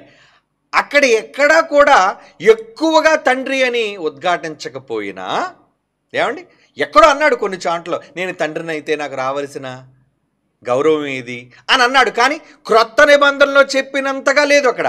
కానీ క్రొత్త నిబంధనలో యేసు ప్రభు వచ్చిన తర్వాత ఆయన ఎవరో కాదు, నన్ను పంపిన వ్యక్తి ఎవరో కాదు, యెహోవా కదా. ఆ యెహోవా ఎవరో కాదు, మనకి తండ్రి. తండ్రి తండ్రి దేవుడు దేవుడు దేవుడు అని ఎప్పటివరకు మీరు అనుకుంటున్నారు. యేసు వచ్చిన తర్వాత ఒక క్రొత్త పదాన్ని ఇంట్రడ్యూస్ చేశాడు ఈ సమాజానికి. ఏంటి ఆ సమాజానికి? ఆయన ఎవరో అని మీరు అనుకుంటున్నారు కదా దేవుడని. ఎస్, దేవుడే, కానీ ఆయనకు మరొక క్యారెక్టర్ ఉంది, ఆయనకు మరొక స్వభావం ఉంది. ఏంటి ఆ స్వభావం అంటే ఆయన మనందరికీ తండ్రి, అంటే తండ్రిగా పరిచయం చేశాడు. యేసు ప్రభువారు ఒకవేళ తండ్రి కాకపోతే ఎందుకు ఇంత పెద్ద తప్పుడు పరిచయం మనకి చెయ్యాలి? ఆలోచించండి, ఆవేశపడొద్దు అప్పుడే, ఎందుకంటే చాలా ఉన్నాయి కదా. కథంతా విన్న తర్వాత కదండి మనం ఆలోచించాలి దేన్నైనా. ఊరికనే కథ ఇంకా ప్రారంభంలో ఉంటుండగా ప్రశ్నలు వేసేస్తే ఎలా? పూర్తి అవ్వాలి కదా, పాఠం అంతా పూర్తయిన తర్వాతే ఆలోచించాలి. కనుక ఎప్పుడు ఆవేశపడకండి, త్వరపడకండి. ఏమండి, మిమ్మల్ని ఎవరిని బలవంతంగా దీన్ని రుద్దే బోధ అనేది ఎప్పుడు కూడా బీఓయూఐ వాళ్ళుగా మేము చెయ్యం. మీరు చూడండి, మాతో కూడా పరిశీలించండి, ఆలోచించండి అని మిమ్మల్ని ఆలోచింపజేసేదే కానీ మిమ్మల్ని అందరినీ కూడా బలవంత పెట్టేదైతే మాత్రం ఎప్పుడు కాదు. మీరు నమ్మడం ఇష్టం లేదా? ఓకే, అది మీ ఇష్టం. తర్వాత దేవుడికి లెక్కప్ప చెప్పుకుందరు, కానీ మీరైనా మేమైనా అంతేనా? ఒకళ్ళు మీదే రైట్ దేవుడు అన్నాడు అనుకోండి, మీరు చనిపోయిన తర్వాత లేదా యేసుప్రభు వచ్చిన తర్వాత ఓకే, అలాగే కానివ్వండి. ఒకవేళ మాదే రైట్ అన్నాడు అనుకోండి, అప్పుడు చూసుకుందాం. కనుక ఈలోపు ఏది నిజం ఏది అబద్ధం అనే ఆలోచన చేయడం తప్పు కాదు కదా, పరిశీలన చేయడం తప్పు కాదు కదా, పరిశోధన చేయడం ఏమీ ఇబ్బంది కాదు కదా. కనుక ఆ ఇబ్బంది లేని పరిస్థితుల్లోనికే మిమ్మల్ని అందరినీ తీసుకుని వెళ్ళి ఆ రోజు పాత నిబంధనలో కీర్తన గ్రంథములో రాయబడిన మాట, నువ్వు నా కొడుకువి, నేడు నిన్ను కన్నాను. ఏమండి, కనియున్నాను అనే మాట, నేను ఆయనకి తండ్రినై ఉంటాను, ఆయన నా కొడుకై ఉంటాడు, కుమారుడు ముద్దు పెట్టుకోండి, లేదంటే యెహోవా కోపగించుకుంటాడు. అంటే ఇక్కడ యెహోవా అన్న ఒక వ్యక్తి ఉన్నాడు, ఆయన అంటున్నాడు ఒక కొడుకుతో, అంటే మరొక దేవుడితో ఆయన అంటున్నాడు, నువ్వు నా కొడుకువి. చదవండి ఆ మాట. ఇందాక మనం చదువుకున్న మాట అండి. నీవు నా కుమారుడు, ఎన్నో వచ్చిన అది 7వ వచనం అండి. అదే కీర్తనలు 2:7, నీవు నా కుమారుడువు, యెహోవా నాకేలాగు సెలవిచ్చెను, నాకేలాగు సెలవిచ్చెనని ఈ పదం పట్టుకొని బాగా వినండి. ఎక్కడ మిమ్మల్ని ట్విస్ట్ చేస్తారంటే, యెహోవా నాకేలాగు సెలవిచ్చిన, ఎవరికి సెలవిస్తున్నాడు ఈ మాట? వ్రాసిన గ్రంథకర్తకు సెలవిస్తున్నాడు. మరి ఇది రైట్ లాగా అనిపిస్తుంది మనకి. అంటే మనం అపార్థం చేసుకోవడానికి భావం మనం తెలుసుకోవాలి. అందుకే అంటున్నాను, ఎప్పుడు అక్షరం దగ్గర నిలబడితే మీరు పొరపడచ్చు. వెనక ఉన్న భావాలను అలాగే మిగిలిన వాటితో సరిపోల్చటం, కేవలం పాత నిబంధనలను ఒక్క మాట దగ్గర నిలబడిపోతే ఎలా? బైబిల్ అంతా మనం కలిగి తిరగాలి, బైబిల్ అంతా దీనికి సంబంధించి ఆలోచించాలి, అందులో ఉన్న నిజాలు ఏంటో అనేది మనం ఆలోచించాలి. ఒక దగ్గర నిలబడి ఆలోచిస్తే మనకి ఏది తెలియదు. భూమి మీద నిలబడి భూమి బలపరుపు ఉందన్నారండి. విశ్వంలోకి వెళ్ళి భూమి అంతా చూసిన తర్వాత ఎప్పుడు ఏమన్నారు? భూమి గుండ్రంగా ఉంది అన్నారు. అంటే వీళ్ళు కూడా సరి చేసుకున్నారా? సరి చేసుకున్నారు. ఇప్పుడు మనమంతా భూమి మీద ఉండి మాట్లాడకూడదు. భూమిని దాటి వెళితే భూమి బలపరుపుగా ఉందా లేదా గుండ్రంగా ఉందా అనే ఒక నిజం తెలుస్తుంది. సిద్ధాంతాలు పక్కన పెట్టేయండి, సిద్ధాంతాలు పక్కన పెట్టేయండి. కనుక ఇప్పుడు బైబిల్లో ఏదో ఒక వచనం దగ్గర నిలబడిపోయి ఒక మాటను మనం గట్టిగా పట్టుకొని ఇదే నిజం అని పట్టుకోకుండా, బైబిల్లో దీనికి సంబంధించిన సందర్భాలు ఇంకెక్కడైనా వ్రాయబడ్డాయా అని వాటిని కూడా ఆలోచించి, బాగా వినండి, వాటిని కూడా ఆలోచించి వాటిలో ఉన్న భావాలను కూడా ఆలోచిస్తేనే మనకి నిజం ప్రస్ఫుటంగా కనపడేది ప్రియులారా. కాబట్టి ఇక్కడ ఈ ఒక్క పదాన్ని ప్రయోగించి ఒక్క మాటను చూపించి ఏమనంటున్నాడు 7వ వచనంలో, యెహోవా నాకేలాగు సెలవిచ్చెను, నీవు నా ప్రియ కుమారుడువు, నేను కని ఉన్నానంటే ఇది గ్రంథకర్తతో చెబుతున్న మాట, లేదా రాజు అయిన దావీదు గారితో చెబుతున్న మాట. కనుక నువ్వు నా కొడుకువి, నేను నిన్ను కన్నాను, దావీదు గారిని దేవుడు కన్నాడు. ఓకే, అంటే యేసుప్రభు వారిని గురించి కాదా? ఓకే, కాదు అని మనం ఒకవేళ అనుకుంటే, జాగ్రత్తగా వినండి, కాదు అని ఒకవేళ మనం అనుకుంటే ఇప్పుడు మనం ముందుకు వెళ్ళాలండి. ఎక్కడికి వెళ్ళాలో తెలుసా అండి? ఎక్కడికి వెళ్ళాలి? క్రొత్త నిబంధన సర్వసత్యంలోనికి తీసుకువెళ్తానండి ఇప్పుడు మిమ్మల్ని. సర్వసత్యం ఎప్పుడు వచ్చిందని దాన్ని మీకు చెప్పాను. యేసు క్రీస్తు వారి తదనంతరం, యేసు రాకతోనే సర్వసత్యం ఆరంభం. యేసు వారే తండ్రిని బయలుపరిచారు. అప్పటి వరకు తండ్రి ఎవరో తెలియదు, యెహోవానే తెలుసు, దేవుడనే తెలుసు. కానీ ఆ దేవుడు తండ్రా? అందుకే కదండి వీళ్ళందరూ, ఇశ్రాయేలీలందరూ ఎందుకు తిరుగుబడ్డారు? పరిసయ్యులందరూ ఎందుకు ఆయన మీద దాడి చేశారు? ఏమండి, యూదులందరూ ఎందుకు తిరుగుబాటు చేశారు? ఏంటి, దేవుడు నీ తండ్రి అని చెప్పుకుంటున్నావు ఏంటయ్యా? మేమంతా దేవుడిని గజగజ వణిగిపోతుంటే నువ్వు వచ్చే ఏకంగా మా నాన్న అని చెప్తావేంటి నువ్వు దేవుడిని? అది అలా కోపం వచ్చేసింది. ఎందుకంటే అర్థం చేసుకోలేదు, అపార్థం చేసుకున్నారు వాళ్ళు. ఓకే, అలాగే ఇక్కడ కూడా మనం అపార్థం చేసుకోకుండా తెలివిగా బైబిల్లో ఏముందో అన్నది మనం ఆలోచించాలి. ఏమని ఆలోచిద్దాం? హెబ్రీయులకు రాసిన పత్రిక, ఏమండి చూడండి, హెబ్రీయులకు రాసిన పత్రిక 5వ అధ్యాయం చూడండి. ముందు వెరీ ఇంపార్టెంట్, జాగ్రత్తగా చూడండి. అందుకే మెల్లిగా వెళుతున్నాను, టైం పట్టినా సరే ఖచ్చితంగా మీరంతా వివరణ తెలుసుకోవాలి, కన్ఫ్యూజన్ మీరు లేకుండా ఉండాలి అనే ఉద్దేశంతోనేనారా నేను చెప్తున్నాను. మరలా చెప్తున్నాను, ఇది ఎవరి కోసం కౌంటర్ మాట్లాడుతున్న మెసేజ్ కాదు, ఎవరినో నొప్పించాలని చెబుతున్న మెసేజ్ కాదు. ఇది కేవలం వివరణ, బైబిల్లో ఉన్న సత్యానికి వివరణ ఇవ్వాలని BOUY వాళ్ళు చెబుతున్న సందేశం. Okay, keep it in mind, right. Hebrew పత్రిక 5వ అధ్యాయంలో ఏమండి, ఇక్కడ మనం ఆలోచిస్తే ఇక్కడ ఏమంటున్నాడు చూడండి. 5వ అధ్యాయం 5వ వచనం, 5వ అధ్యాయం 5వ వచనం, అటువలే క్రీస్తు కూడా ప్రధాన యాజకుడొకటకు తన్ను తాను మహిమపరుచుకొనలేదు గాని నీవు నా కుమారుడవు. ఏమండి, ఇక్కడ ఎవరి కోసం చెప్తున్నాడు? 5వ వచనం సందర్భం చూడాలి. 5వ వచనం సందర్భం ఎవరిది? ఏమండి, ఎవరి కోసం మాట్లాడుతున్నాడు ఈ సందర్భం అంతా కూడా? 4వ వచనం కూడా చూడండి పోని, 3వ వచనం కూడా చూడండి పోని, ఏమని? ఈ హేతు చేత ప్రజల కొరకు ఎలాగూ అలాగే తన కొరకు పాపముల నిమిత్తం అర్పణ చేయవలసిన వాడై ఉన్నాడు. మరియు ఎవడి ఘనత తనకు తానే సహించుకున్నాడు గాని అహరోను పిలువబడినట్లుగా దేవుని చేత పిలువబడిన వాడే ఘనత పొందును. అటువలే క్రీస్తు కూడా, అంటే ఇది ఎవరి కోసం చెప్తున్నాడు? క్రీస్తు కూడా ప్రధాన యాజకుడొకటకు తన్ను తానే మహిమపరుచుకొనలేదు గాని నీవు నా కుమారుడవు, నేడు నిన్ను కనియున్నాను అని ఆయనతో చెప్పిన వాడే ఆయనను మహిమపరిచెను. ఆయనతో చెప్పిన వాడే, క్రీస్తుతో చెప్పిన వాడే ఎవరిని మహిమపరిచాడు? ఇక్కడ మహిమపరిచింది దావీదును కాదు, మహిమపరిచింది క్రీస్తును. నా కుమారుని ముద్దు పెట్టుకోండి అంటే దావీదును ముద్దు పెట్టుకోమని చెప్తున్నాడు అక్కడ. ఏమండి, అక్కడ దావీదును ముద్దు పెట్టుకోమని కాదు అక్కడ ఉద్దేశం. అంటే కీర్తన గ్రంథం 2వ కీర్తనలోని 6, 7, 8 వచనాల్లోని సారాంశాన్ని క్రొత్త నిబంధన సర్వసత్యం వచ్చేసరికి కన్ఫర్మ్ చేసి చెబుతున్నాడు. ఏమని కన్ఫర్మ్ చేసి చెప్తున్నాడండి? మరలా చదవండి ఆ మాట, మరలా చదవండి. 5వ అధ్యాయం 5వ వచనం, అటువలే క్రీస్తు కూడా ప్రధాన యాజకుడొకటకు తన్ను తాను మహిమపరచుకోలేదు కానీ నీవు నా కుమారుడవు, నేడు నేను నిన్ను కనియున్నాను అని ఆయనతో చెప్పిన వాడే ఆయన మహిమపరిచాను. ఆయనతో చెప్పిన వాడే. ఎవరితో చెప్పినవాడు? క్రీస్తుతో చెప్పినవాడు. నాయనా, నువ్వు ప్రధాన యాజకుడు కదా, నిన్ను మహిమపరచాలనుకుంటున్నాను కదా. ఏమండి, ఎందుకంటే క్రీస్తును మహిమపరిచింది ఎవరు? మృతుల్లో నుంచి లేపి ఏమండి ఘనపరిచినది ఎవరు? ఘనపరిచారు. మహిమ ఎవరిచ్చారు? ఎవరు మహిమపరిచారు? తండ్రి, భూమి మీద నేను నిన్ను మహిమపరచుచున్నాను కనుక నీవు నన్ను ఇప్పుడు మహిమపరచుము అంటే తండ్రి ద్వారానే క్రీస్తు వారికి మహిమ. అంటే తండ్రి క్రీస్తు వారిని, లేదంటే యెహోవా క్రీస్తు వారిని మహిమపరచాలి అనుకున్నాడు. అదే కీర్తన గ్రంథములో 2వ కీర్తనలోని 7, 6, 8 వచనాలు రాయబడిన మాటల్లోని సారం. ఇక్కడికి వచ్చేసరికి ఏమంటున్నాడండి ఆయన? ఏమంటున్నాడు? క్రీస్తు కూడా ప్రధాన యాజకుడొకటకు తన్ను తాను మహిమపరచుకోలేదు కానీ నీవు నా కొడుకువు, నేడు నిన్ను కనియున్నాను అని ఆయనతో చెప్పిన వాడే ఆయన మహిమపరచెను. ఆయనతో చెప్పిన వాడెవరు? ఆయనతో చెప్పిన తండ్రి యెహోవా, చెప్పబడినవాడు కుమారుడు క్రీస్తు. ఏమండి, ఆయన మహింపరిచాడా లేదా? ఎస్. ఇదిగో నేను మహింపరిచితిని, నిన్ను మరలా మహింపరుస్తున్నాను అంటాడు చాలా సందర్భాల్లో. అన్నాడా? ఆ మాట కూడా ఎక్కడుందో తీయండి. వాళ్ళు గద్దింపు వచ్చేటప్పుడు, లేదా రూపాంతరం చెందినప్పుడు ఇదిగో నేను నిన్ను మహిమపరిచితిని అనే పదం ఉంటుంది చూడండి. నీ కుమారుడు నిన్ను మహిమపరిచినట్లు నీ కుమారుని మహిమపరచం. ఎక్కడన్నాడు ఆ మాట? యోహాను సువార్త 17వ అధ్యాయం 2వ వచనం. యోహాను సువార్త 17వ అధ్యాయం 2వ వచనం ఏమంటున్నాడు చూడండి. అక్కడ చదువుతాం మరలా మాట. యేసు ఈ మాటలు చెప్పి ఆకాశం వైపు కన్నులెత్తి ఇట్లనెను, తండ్రి, తండ్రి అని పిలుస్తున్నాడు చూడండి. తండ్రి ఏమండి, ఒకళ్ళ మహాదేవుడా యెహోవా. ఈ మాటలేం ఆటలేదంటే యేసుక్రీస్తు వారు బయలుపరిచారు. ఆ యెహోవా, ఆ మహాగణుడు, ఆ మహాదేవుడు ఆయన ఏమని సంబోధన చేస్తున్నాడంటే తండ్రి. సర్వసత్యం మర్చిపోకండి.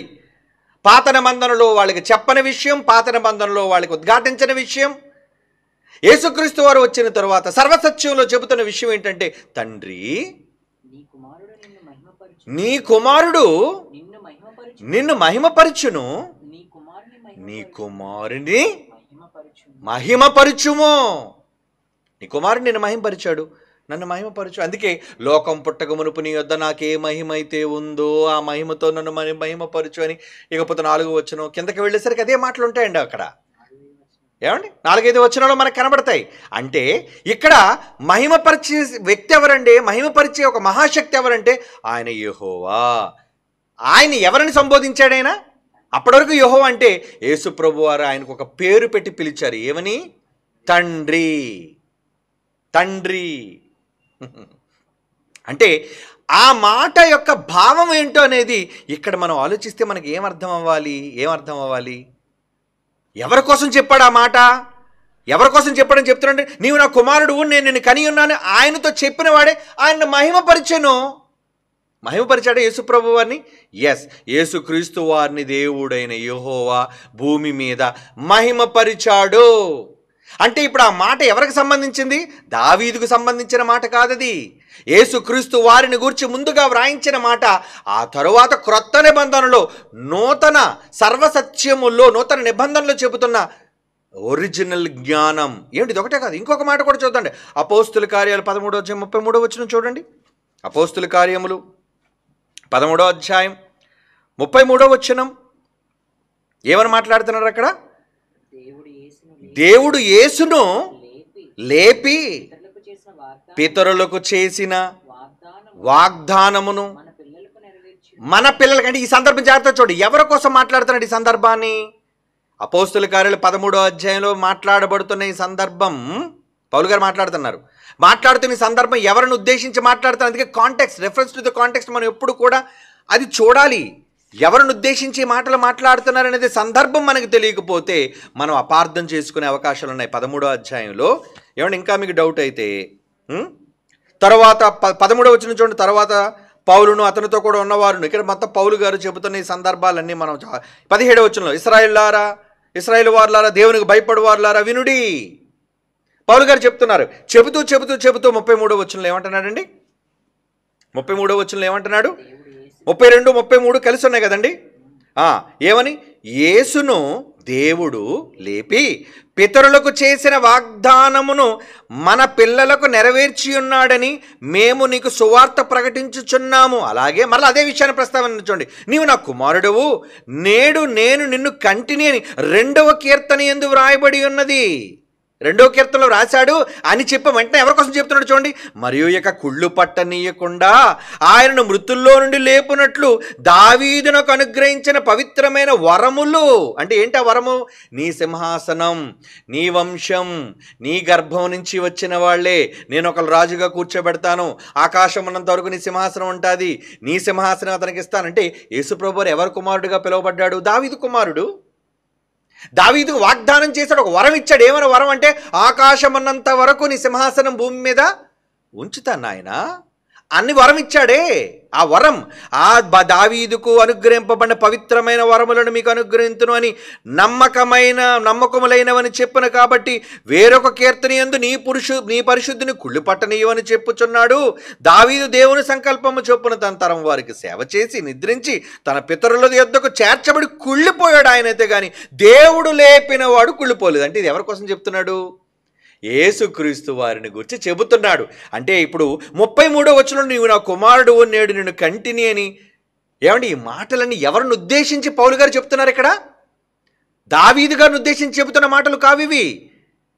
నువ్వు నా కొడుకువి, నేడు నిన్ను కన్నాను అని యేసుక్రీస్తు వారిని గూర్చి చెబుతున్న మాటలు. అందుకే నీ పరిశుద్ధుడు ఆయన కుళ్ళు పట్టనీయలేదు. ఏమండి దావీదుకు అనుగ్రహించావు అని దావీదు ప్రస్తావన కూడా తీసుకొచ్చాడు చూడండి. దావీదుకు నువ్వు మాట ఇచ్చావు, ఆయన సింహాసనం ఇస్తానని, నీ గర్భవాసాన్ని నిలబెడతానని. అతనిని దావీదు అలా చెప్పని దావీదు కుళ్ళిపోయాడేమో కానీ నువ్వు మహిమపరిచిన నీ కొడుకు మాత్రం కుళ్ళి పట్టనీయలేదు. అంటే చూసారా, సర్వసత్యంలోనికి వచ్చేసరికి ఎక్కడో కీర్తన గ్రంథంలో క్రీస్తు పూర్వం రాయబడిన మాటను అక్కడ ఆగిపోతే ఎలా? మనం 5వ అధ్యాయం 5వ వచనం హెబ్రీ పత్రిక చదవాలి. ఏమండి అలాగే అపోస్తుల కార్యాలు 13వ అధ్యాయం 33వ వచనం ఇప్పుడు మనం చూస్తున్నాం. ఏమండి ఇంకా హెబ్రీ పత్రిక 1వ అధ్యాయం. ఇప్పుడు రండి హెబ్రీయులకు రాసిన పత్రికలోని 1వ అధ్యాయం నుంచి కూడా మనం చదువుదాం. ఏమండి ఇది చదివితే ఇది ఎవరిని గురించి అంటున్నాడు, దేనికి అంటున్నాడు, ఈ వివరాలన్నీ కూడా వివరణాత్మకంగా మనకు అర్థం అవుతాయి. బాగా వినండి. అందుకే మొదటి నుంచి చదువుదాం. హెబ్రీ పత్రిక ప్రారంభ అధ్యాయం ప్రారంభ వచనం నుంచి. పూర్వకాలములలో నానా సమయములలో నానా విధములుగా ప్రవక్తల ద్వారా మన పితరులతో మాట్లాడిన దేవుడు ఈ దినముల అంతమందు కుమారుని ద్వారా మనతో మాట్లాడి, యేసు అనే దైవం ద్వారా మనతో మాట్లాడని ఎందుకు చెప్పాలి? చెప్పొచ్చు కదా. నేను ఇందాక మీకు అన్నట్లుగా ఎందుకు తండ్రి అయిన దేవుడు లేదా యెహోవా ఆయన భూమి మీదకి పంపిన ఒక వ్యక్తిని ఉద్దేశించి యేసుక్రీస్తు అనే మహాదేవుడు అని చెప్పకుండా కొడుకు అనే సంబోధన ఎందుకు చేస్తున్నాడు? అంటే కొడుకు అనే సంబోధన ఎవరికి చేస్తారు, ఎందుకు చేస్తారు అనేది కొంచెం వివరణ మీకు తర్వాత ఇస్తాను. నేను ముందు ఈ మాటల్లోనికి మనం వెళదాం. ఓకేనండి ప్రియులారా. పూర్వకాలమందు చాలా రకాలుగా మాట్లాడిన దేవుడు 2వ వచనంలో ఈ దినములంతమందు కుమారుని ద్వారా మనతో మాట్లాడును. అంటే మనతో మాట్లాడింది ఎవరన్నమాట? కొడుకు అని సంబోధిస్తున్నాడు చూడు, కొడుకు. ఆయన ఆ కుమారుని సమస్తమునకు వారసునిగా నియమించెను, నేను అపాయింట్ చేశాను. ఏమండి దేవుడికి సర్వాధికారం ఇచ్చే అధికారం ఉందంటే ఉంది. ఏమంటే సర్వాధికారం పొందినవాడు అధికారి ఎలా అవుతాడు అంటే అధికారం ఎవరో ఇవ్వాలిగా, అవునా? ఈరోజు మన దేశ ప్రధానిగా, బాగా వినండి, మన దేశ ప్రధానిగా మోడీ గారికి అధికారాన్ని ఎవరిచ్చారు? ప్రజలు మనమే. లేదా ఆయనకి ఆయన వెళ్ళి కూర్చుండిపోయాడు. ఎవరు పడితే వాళ్ళు వెళ్ళి కూర్చుంటే నువ్వు వెళ్తావు, నేను వెళ్తావు కూర్చోడానికి. అంటే అధికారం అంటే ఏమండి, మనం వెళ్ళి కూర్చుంటే వచ్చేది కాదు, ఎవరో మనకి ఇస్తే వచ్చేది. ఈ రాష్ట్రానికి చంద్రబాబు గారు ముఖ్యమంత్రిగా ఉన్నారంటే ఎవరిచ్చారు ఆయనకి అధికారం? మనం ఇచ్చే అధికారం వేరుగా ఉన్నారు, అధికారులు వేరుగా ఉన్నారు. ఈయన అధికారాన్ని తీసుకున్నాడు. ఎస్, నాకు వచ్చింది ఇప్పుడు అధికారం. గతంలో జగన్మోహన్ రెడ్డి గారు ఆయన అధికారిగా, ఆయనకి అధికారం ఇచ్చాం. ఇప్పుడు ఎవరికి ఇచ్చారు అధికారం? ఏమండి, చంద్రబాబు నాయుడు గారికి ఇచ్చారు అధికారం. అంటే అధికారం ఎవరికి ఇవ్వబడితే దాన్ని తీసుకొని వాళ్ళు అధికారంలో ఉంటారు అన్నది ఎంత నిజమో. యేసుక్రీస్తు వారిని గురించి ఇక్కడ ఏం రాయబడింది చూడండి. ఈ దినములంతమంది కుమారుని ద్వారా మనతో మాట్లాడాను. ఆయన ఆ కుమారుణ్ణి, ఆయన అంటే ఇక్కడ ఎవరు అనుకోవాలి? అక్కడ యెహోవా అని రాయబడింది కదండి. కీర్తనల గ్రంథంలో 2లో ఏమి రాయబడింది? యెహోవా మాట్లాడుతున్నాడనే కదా ఉంది. అంటే యెహోవా ఏం చెప్తున్నాడు? యెహోవా ఆయన ఏం చెబుతున్నాడు? ఆ కుమారుణ్ణి సమస్తమునకు వారసుడు అంటున్నాడు. చూడండి, వారసుడు. వారసుడు అని ఎవరిని పిలుస్తారు? వారసత్వం. వారసుడు అని ఎవరినారో తెలుసండి? గర్భాన కనిన వాళ్ళని, లేదా మనం కొడుకులుగా స్వీకరించిన వాళ్ళని, మన పిల్లలైన వాళ్ళకి కదా వారసత్వాన్ని ఇస్తాం.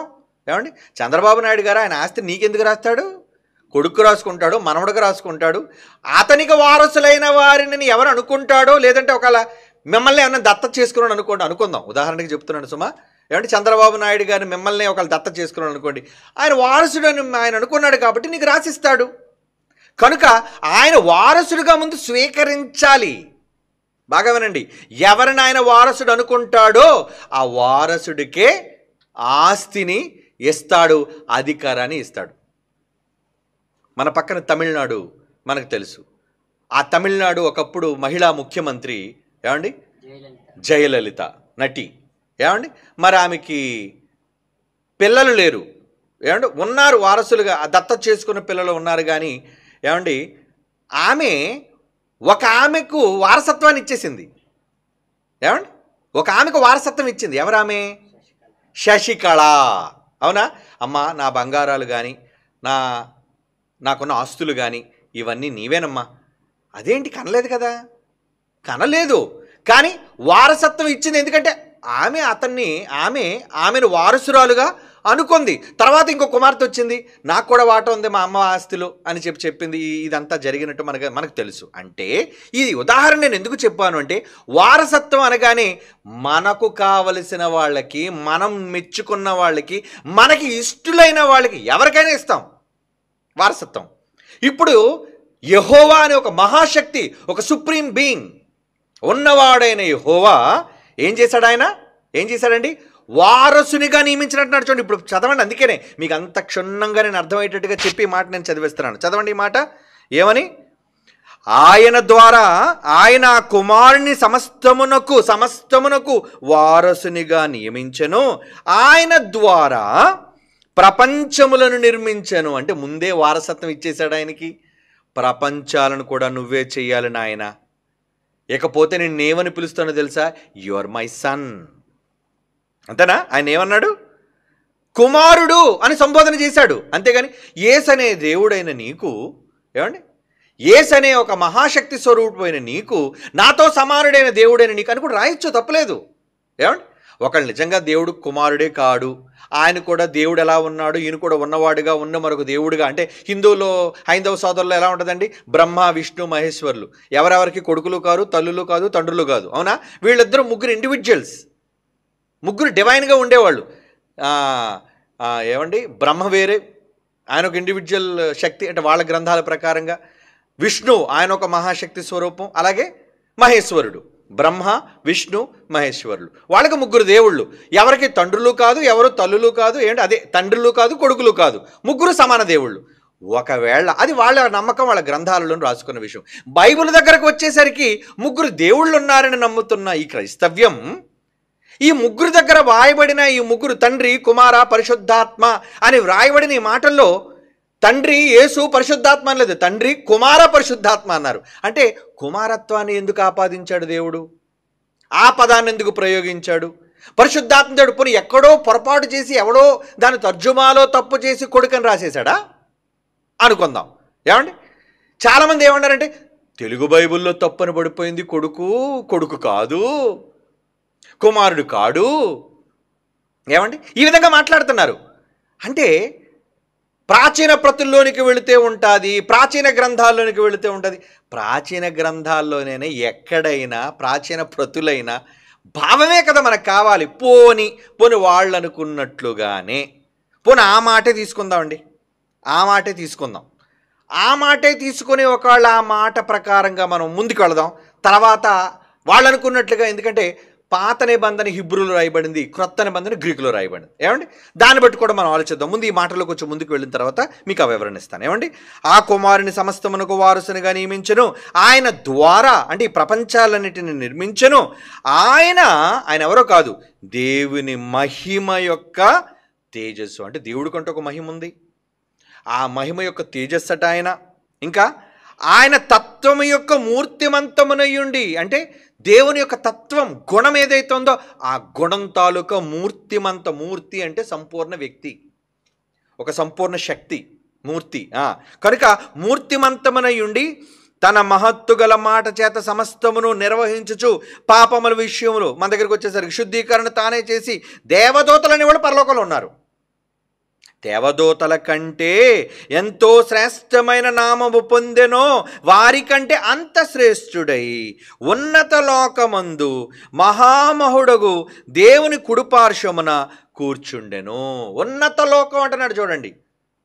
ఏమండి? పరలోకం అంటే సరే ఇతర లోకం, ఉన్న లోకం. ఎందుకంటే చాలా మనం లోకాల కోసం ఆలోచించేటప్పుడు అది వేరే దగ్గరికి వెళదామండి, దాంట్లో మీరు కన్ఫ్యూజన్ కాకండి. ఇప్పుడు మనకి ఏంటంటే తండ్రికి ఈయన కొడుకా కాదా అనే కోణంలో మనం వెళ్తున్నాం కాబట్టి ఆ వివరణ కూడా మీకు ఇస్తాను తర్వాత.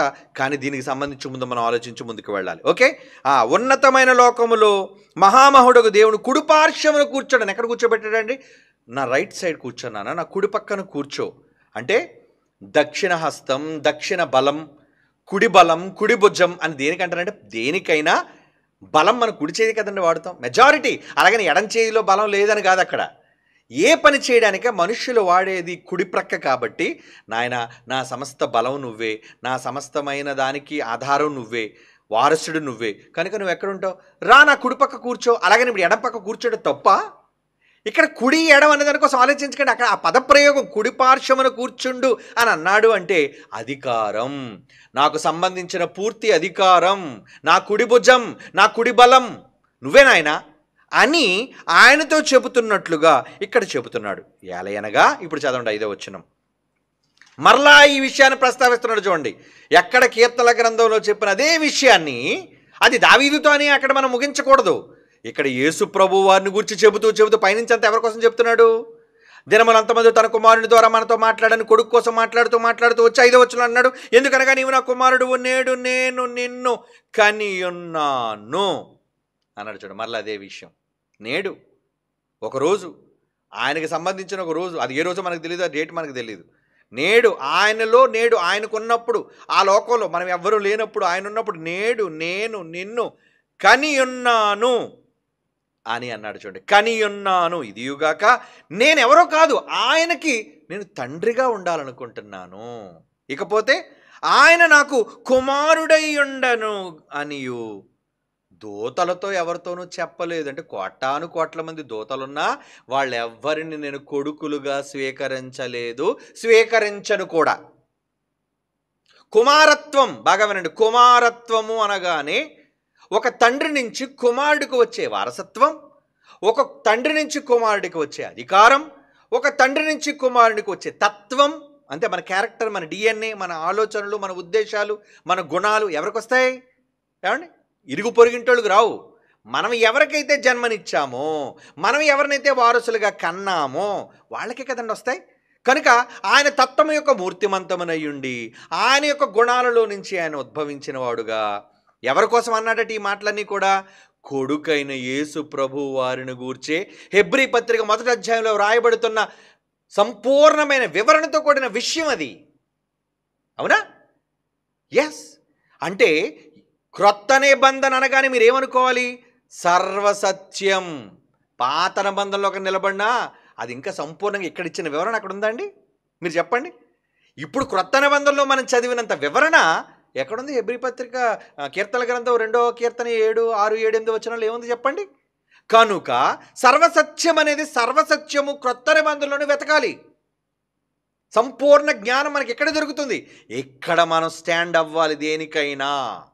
పాత నిబంధనలు నిలబడితే పాత నిబంధన అసంపూర్ణమయ్యా, అది ఇంకా పూర్తి కాలేదు. అది బాలశిక్షకుడు అందులో అలాగని అందులో తప్పని కాదు, అది నిజం ఉంది. కానీ అది ఇంకా అసంపూర్ణమైనది. సంపూర్ణత క్రీస్తులో ఉంది. సంపూర్ణ జ్ఞానం క్రీస్తు ద్వారా వచ్చింది, తెలిసింది. ఏమండి? కనుక నేను ఇప్పుడు తండ్రి యెహోవా ఏమంటున్నాడట? ఆ ఎదురుగా ఉన్న కొడుకును చూచి ఆయన కొడుకుని పిలిచి ఆయన ఏమన్నాడు? నీవు నా కుమారుడువు. మరి అప్పటికి పేరుందా? యేసు ప్రభు వారు లోకాల పుట్టక మునిపే తండ్రితో సమానుడుగా, యేసు అనే క్రీస్తు అనే ఒక వ్యక్తిగా, శక్తిగా, దేవునితో సమానంగా ఉంటే ఆయన చూచి ఏమనంటున్నాడట?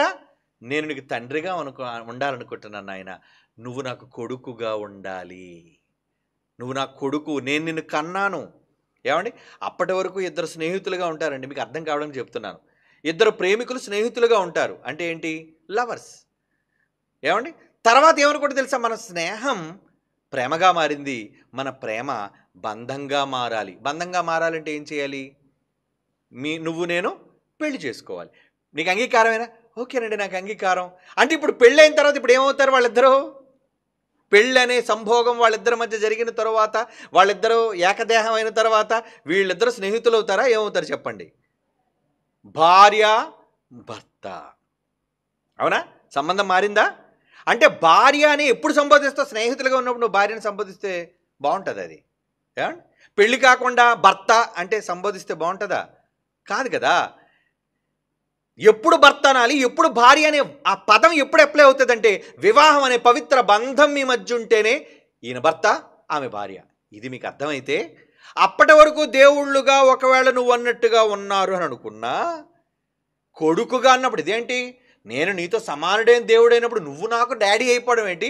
నేను నీకు సన్ అయిపోవడం ఏంటి? నన్ను తక్కువ చేసినట్టు ఉందయ్యా అని అన్నాడా యేసుప్రభు? చెప్పండి. నేను నీతో సమానుడిగా ఉండేవాడిని, నేను కూడా నీలా సమాన దేవుణ్ణి కదా.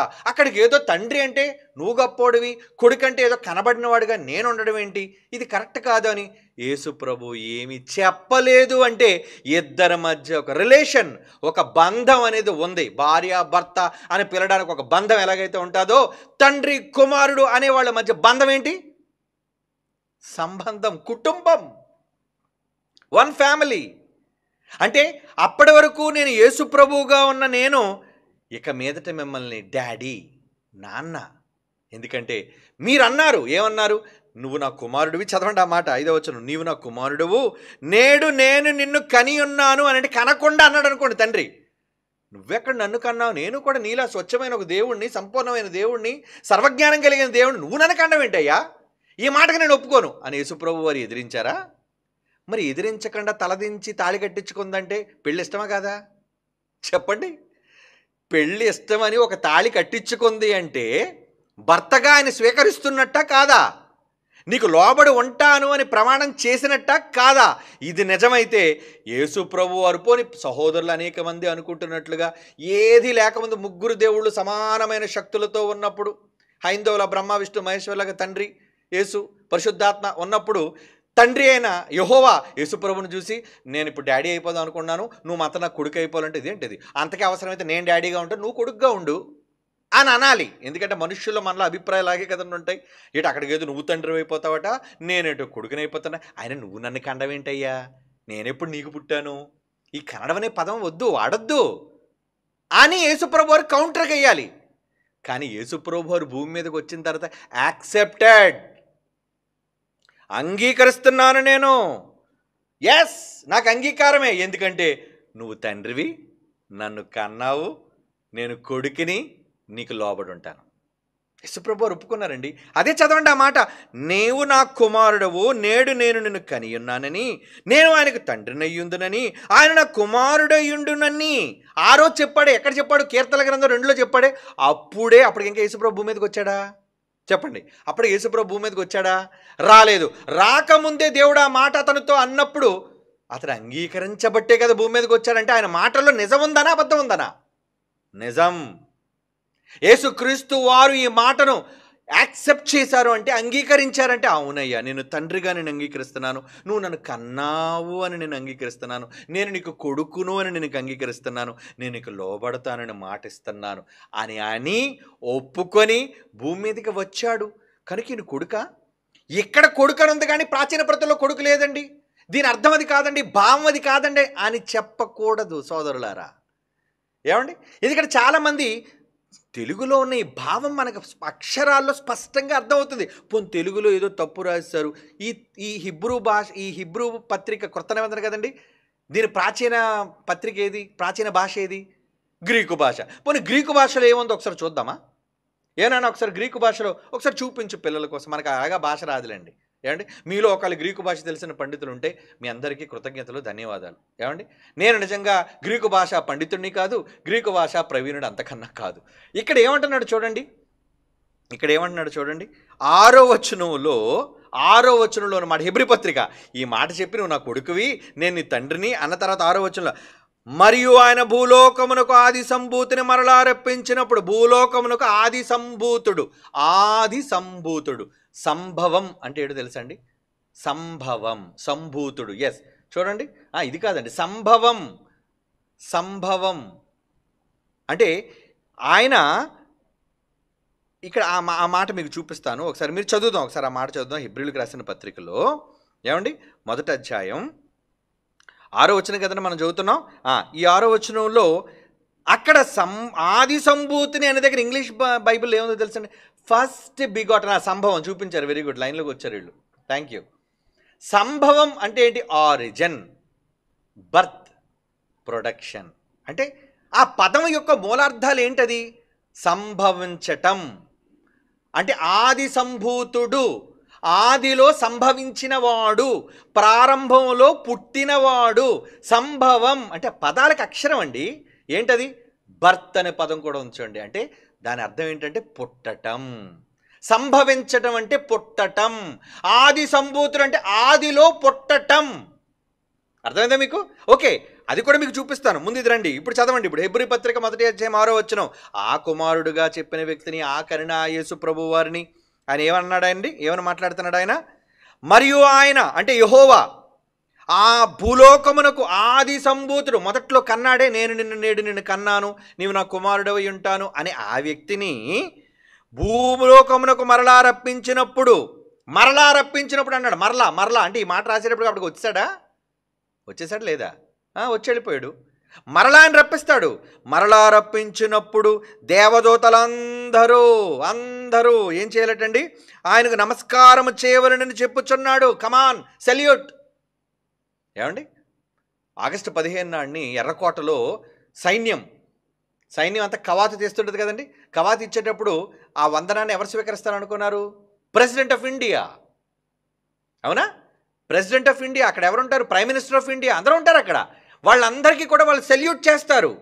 అలా దేవదూతలందరూ ఎవరికి నమస్కరించమని యెహోవా చెబుతున్నాడు? నా కొడుకుని రప్పిస్తాను, అప్పుడు మీరంతా నమస్కరించాలి. అతడు ఎవరో కాదు, ఆది సంభూతుడు అన్నాడు. చూడండి, ఆది సంభూతుడు. ఇంతకు ఆది సంభూతుడు అంటే ఇంగ్లీష్లో ఏముందో తెలుసా అండి? First begotten. అది కూడా కొట్టు చూపించడు. First begotten. అసలు బిగాటన్ అంటే ఏంటి? ఆ పదాన్ని కాపీ పేస్ట్ చేసి డైరెక్ట్గా మీరు చూపించండి నాన్న. ఫస్ట్ బిగాటన్ అంటే ఆది సంభూతుడు అన్న దానికి ఇంగ్లీష్లో ఏమనుందో చూడండి ఆ పదం.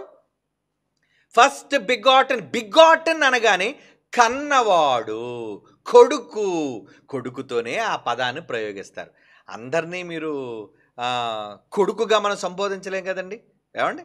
అందరూ మన కొడుకులు అయిపోతారా? ఏమండి? ఇక్కడ చూడండి, అదిగోండి, వెరీ గుడ్ నాన్న. What is the true meaning of begotten? Begotten means to father or bring in to existence. అంటే నిన్ను ఉద్భవింపజేసినవాడు, నిన్ను అమలులోనికి తెచ్చినవాడు, నిన్ను కుమారుడిగా కన్నవాడు ఎవరండి? ఫాదర్ అన్నాడు. చూడండి, ఒక తండ్రే కంటాడు. అంటే ఇప్పుడు యెహోవా ఏమయ్యాడంటే ఆయన బిగాటన్ అంటే ఏంటండి? యాజ్ అన్ అడ్జెక్టివ్ కానీ యాజ్ ఎ వర్బ్ కానీ. అందుకే బైబిల్లో భాష అక్షరాలు కూడా తెలియాలి కదండి. భావాలు, అక్షరాల కన్నా ముఖ్యంగా భావాలు చాలా ముఖ్యం. ఇంతకీ బిగాటెన్ అనే పదానికి భావం ఏంటి? Means to father or bring in to existence, referring to the process of reproduction or creation by a parent. అంటే ఒక తండ్రి తన పిల్లలకు జన్మనివ్వడాన్ని బిగాటెన్ అనే పదం వాడుతారు. దానినే తెలుగులో ఆది సంభూతుడు అని అన్నాడు. ఆ సంభవం అంటే ఏంటంటే పుట్టటం. Okay, right. ఏమంటే తెలుగులో మీరు వక్రీకరించేశారు, ఇంగ్లీష్లో మీరు వక్రీకరించేశారు, మరి ఆ ప్రాచీన పరిస్థితుల్లో ఏమనుంది? ఇప్పుడు వేయండి నాన్న. ఆ గ్రీకు భాషలో చూద్దాం. పని గ్రీకు భాషలో ఏముంది? అక్కడ దేవుడు ఏం తప్పు చెప్పేశాడా? గ్రీకు భాషలో ఏముందో ఇప్పుడు మనం హెబ్రీ పత్రిక 1వ అధ్యాయం 6వ వచనంలో ఆయన ఆది సంభూతిని భూలోకమునకు మరలా రప్పించినప్పుడు ఏమండి ఏమని అన్నాడు అనేది ఇప్పుడు చూద్దాం. ఏనన్నా ముందు వైట్ చూపించినాను, అందరు చూపించా కదా. ఇక్కడ చూడండి, ఇది ఒక ఇంగ్లీష్లో ఒకటి ఉందో చూడండి, ఇంగ్లీష్ అని. అలా లెఫ్ట్ సైడ్లో మీకు కనబడుతుంది గ్రీకు. ఆ పదాలు మనకు తెలియదులేండి, మీకు చెప్పిన మీకు అర్థం కాదు, ఎవరికి అర్థం కాదు. కానీ అక్కడ వెన్ అనే పదానికి పక్కన ఒరావ్ అని ఉంది ఏదో, ఏమండి అక్కడ హొటాన్ అని ఉంది. అలాగే దెన్ అనే పదానికి when they again he brings the first born in to the world, అంటే హెబ్రీ పత్రిక 1వ అధ్యాయం 6వ వచనం హెబ్రీ పత్రిక గ్రీకు భాషలో ఏముందో మీకు చెప్తున్నాను. అక్కడ ఇంగ్లీష్లో పక్క ఉంది, అది మీరైనా గూగుల్ చేసి చూడండి. అందులో లెఫ్ట్ సైడ్ అక్కడ ఉంది ఫస్ట్ బార్న్ అనే దగ్గర ఏముంది చూడండి.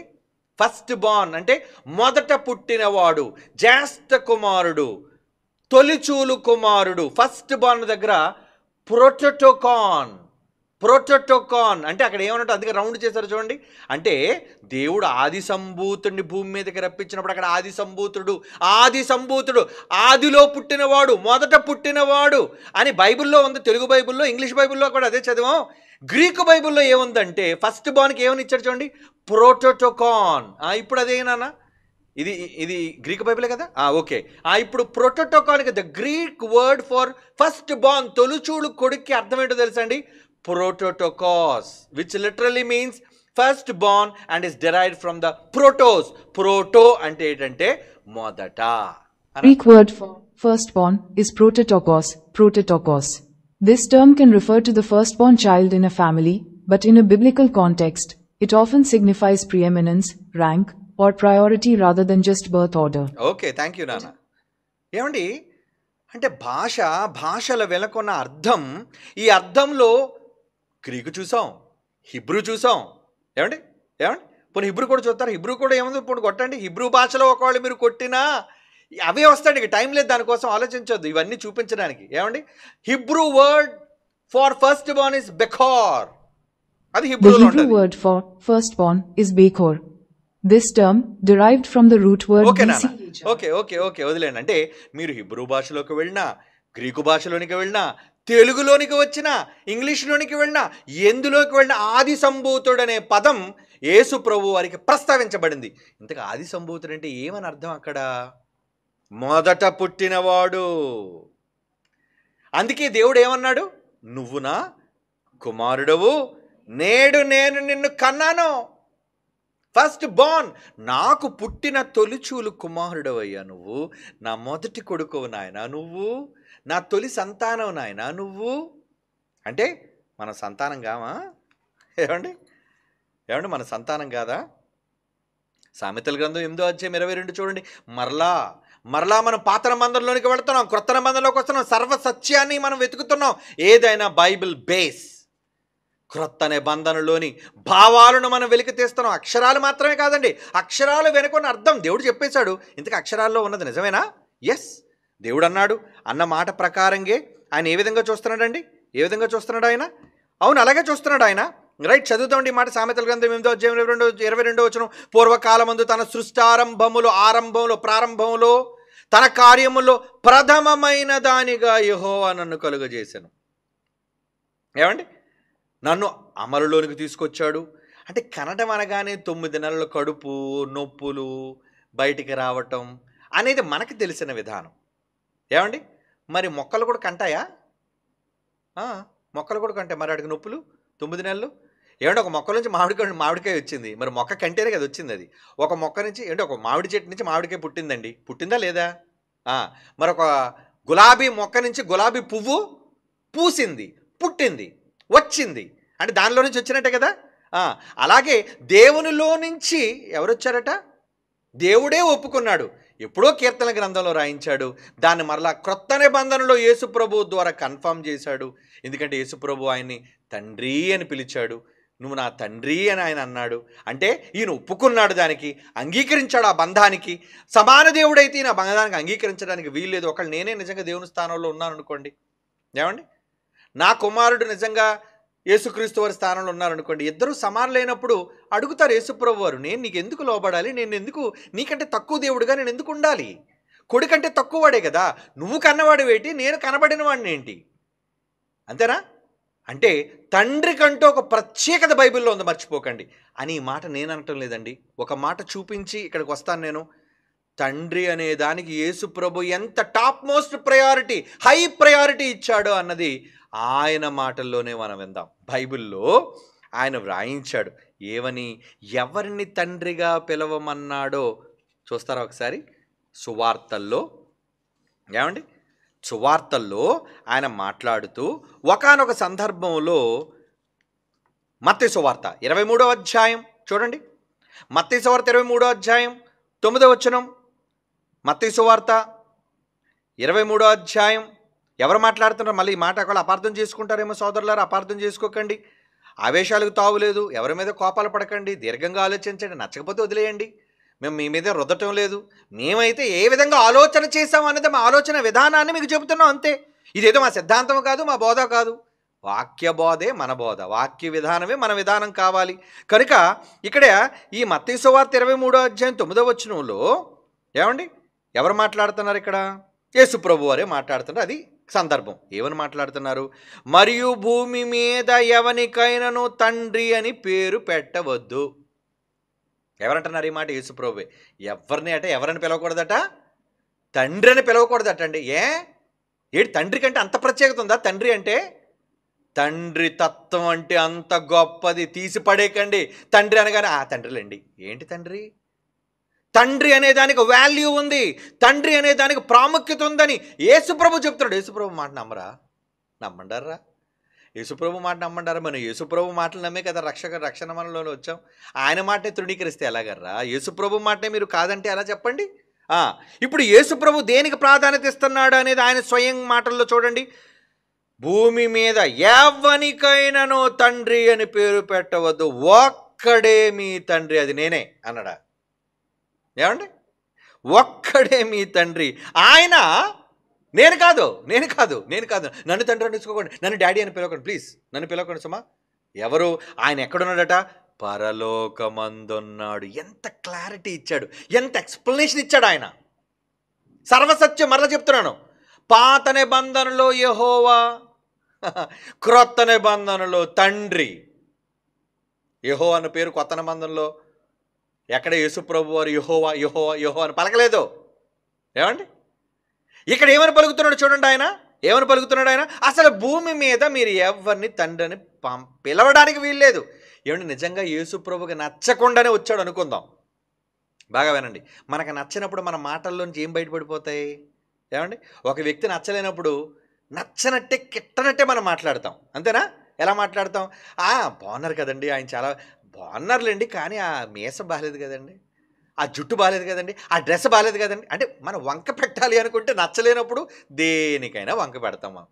నచ్చడం నచ్చకపోవడం అనేది దాన్ని బట్టి ఉంటుంది. ఇది ఎందుకు నేను చెప్పానంటే, యేసుప్రభు వారు బలవంతంగా తండ్రి బలవంతం ఇదిగో నువ్వు కొడుగ్గా వెళ్ళిపో అంటే ఆయన వచ్చేసాడు అనుకోండి, ఈయనకు నచ్చలేదు. ఏంటి, ఆయనతో నేను సమాన దేవుడిని, ఆయన నన్ను తండ్రి అయిపోయి నన్ను కొడుగ్గా భూమి మీదకి పంపించారంటే, లేదు నా ప్రసంగాలు ఖచ్చితంగా నేను ఇప్పుడు కౌంటర్ వేసేస్తాను ఆయనకి. ఏమనంటే, భూమి మీద తండ్రి అని ఎవరికి పేరు పెట్టొద్దు, ఒక్కడే ఉన్నాడు, నేను కూడా మీ తండ్రినే, నన్ను కూడా తండ్రిగా కొలవండి అన్నాడా? మనమైతే అలా పలికేస్తాం. ఎందుకంటే మన మనస్సులో ఉన్న ఆక్రోశాన్ని, మన మనస్సులో ఉన్న ఆశని కక్కెత్తాం బయటికి, మనం అంగీకరించేస్తాం మనం. మరి అవకాశం ఉన్న యేసుప్రభు ఎందుకు ఇక్కడ చెప్పట్లేదు? ఆలోచించండి. భావం, మైండ్, అతని ఉద్దేశం ఆలోచించండి. ఇక్కడ ఏమంటున్నాడంటే, మరలా ఇప్పుడు చదవండి. ఆయన మనస్సులోనికి వెళ్ళి యేసుప్రభు మనస్సులోకి తొంగి చూసి చదవండి. భూమి మీద ఎవరికి తండ్రి అని పేరు పెట్టవద్దు, ఒక్కడే మీ తండ్రి, ఆయన పరలోకమందున్నాడు.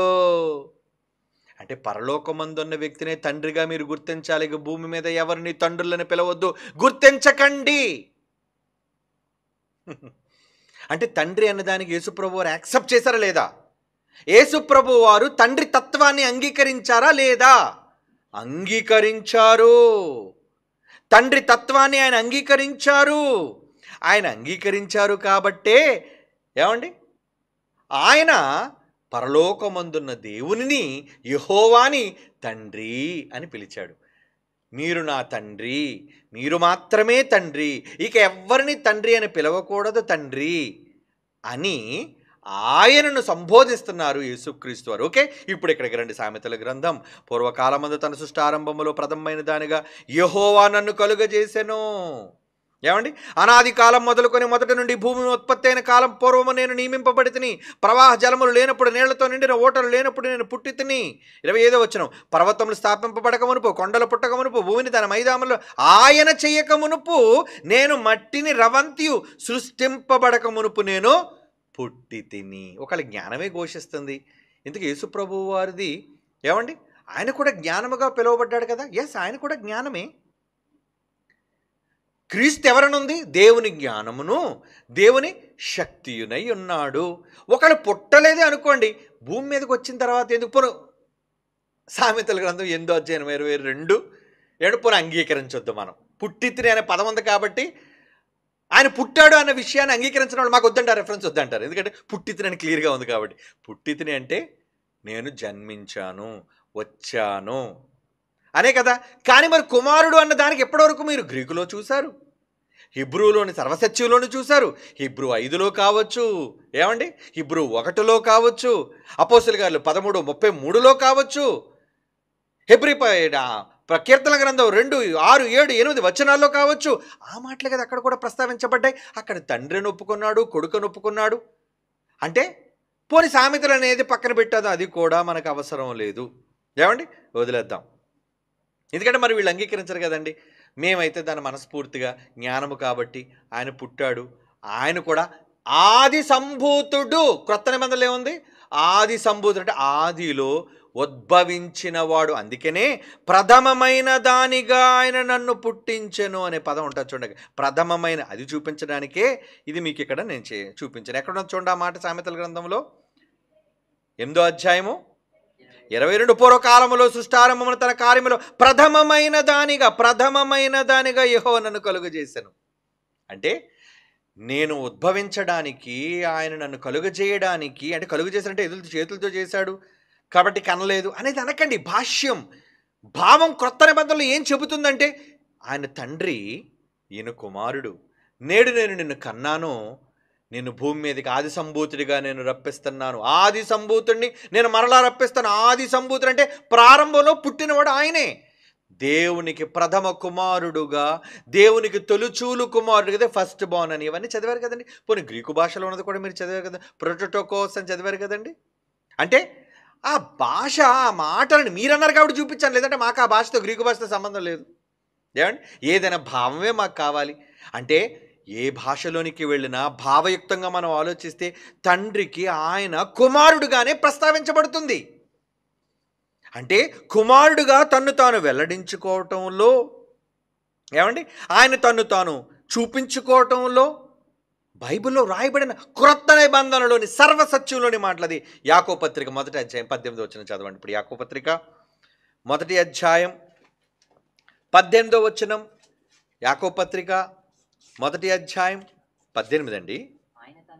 ఆయన తాను సృష్టించిన వాటిలో మనము ప్రథమ ఫలముగా ఉండునట్లు సత్యవాక్యము వలన మనలను తన సంకల్ప ప్రకారము కన్నాడు. నాయన యేసు ప్రభునే కన్నాను అని అనుకునే ప్రత్యేకత నేను ఆయనకి ఇచ్చి, మీరంతా బానిసలను, లేదంటే మీరంతా కూడా నాకు సంబంధించిన వాళ్ళు కారనో మీరు అనుకోకండి. నాయన మీరెవరు? యేసు ఒక్కడే కాదు, యేసు ఆది సంభూతుడు, ఫస్ట్ బోర్న్, తొలిచూలు కుమారుడు. మరి మీరు నా పిల్లలే నాయన. అంటే తండ్రికి పక్షపాతం లేకుండా తండ్రి తత్వాన్ని యేసు ప్రభు అంగీకరించాడు. అవునా? ఎస్, మీరు తండ్రి నాయన, నేను కొడుకుని అని అంగీకరించే లోకానికి వచ్చాడు. అలా అంగీకరించిన ఆయన ఉద్దేశాలను మనం అమలులోనికి తీసుకొని, తండ్రి మరి ఆయనకు మీరు తండ్రిగా పిలువబడ్డారు, ఆయన మీకు కొడుకట, మరి మేమెవరో నాయన అంటే, నాయన మీరు కూడా నా పిల్లలే నాయన అని బైబిల్లో అన్నాడు. చూద్దాం ఆ మాట. 1 యోహాను పత్రిక 3వ అధ్యాయం 1వ వచనం చూడండి ప్రియులారా. 1 యోహాను పత్రిక 3వ అధ్యాయం 1వ వచనం, మనము దేవుని పిల్లలమని పిలువబడినట్లు తండ్రి, ఇక్కడ చూడండి, తండ్రి మనకెట్టి ప్రేమను అనుగ్రహించునో చూడుడి. మీరెవరు? మనము దేవుని పిల్లలమే. కన్ఫర్మ్ చేశాడు చూడండి. ఎవరు? యోహాను గారు. సర్వసత్యమా కాదా? సర్వసత్యమే. యేసుప్రభు ఎలాగైతే కుమారుడుగా తండ్రి స్వీకరించాడో మనలను కూడా మనము దేవుని పిల్లలుగా పిలువబడినట్టు తండ్రి మనకెట్టి ప్రేమ అనుగ్రహించాడు. మనకు కూడా ప్రేమను పంచాడు. లవ్. ఏమనట? మీరు నా పిల్లలేనా? దేవుని పిల్లలు మీరు దేవుని పిల్లలే అని. మనము దేవుని పిల్లలమే అంటున్నాడు చూడండి. మనము దేవుని పిల్లలమే. అవునా? అవునండి. అంటే యేసు ప్రభువుని ఇందాక మనం ఏం చదువుకున్నాం? ఆయన కొడుకుగా అన్నాడు, మనం కూడా పిల్లలమే, మనల్ని కొడుకులుగా స్వీకరించాడట. ఏమండి? ఆయన్ని సమస్తమునకు వారసుడుగా నియమించాడట. మరి మీరు వారసులు గారా?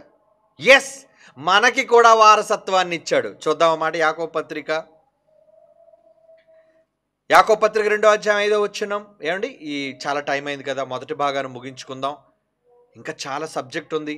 నెక్స్ట్ వీక్ కూడా తప్పనిసరిగా దీని తాలూకు సంపూర్ణ వివరణ పిల్లలందరికీ వినాలి, మీరు నేర్చుకోవాలి, రాసుకోవాలి. ఎందుకంటే భవిష్యత్తు తరాల వారికి ఏంటి, తండ్రి కోసం ఏంటి, కుమారుడి కోసం ఏంటి, తండ్రికి పుట్టినవాడా కొడుకా కాదా, ఈ వివరణ మనం తెలుసుకోవాలి.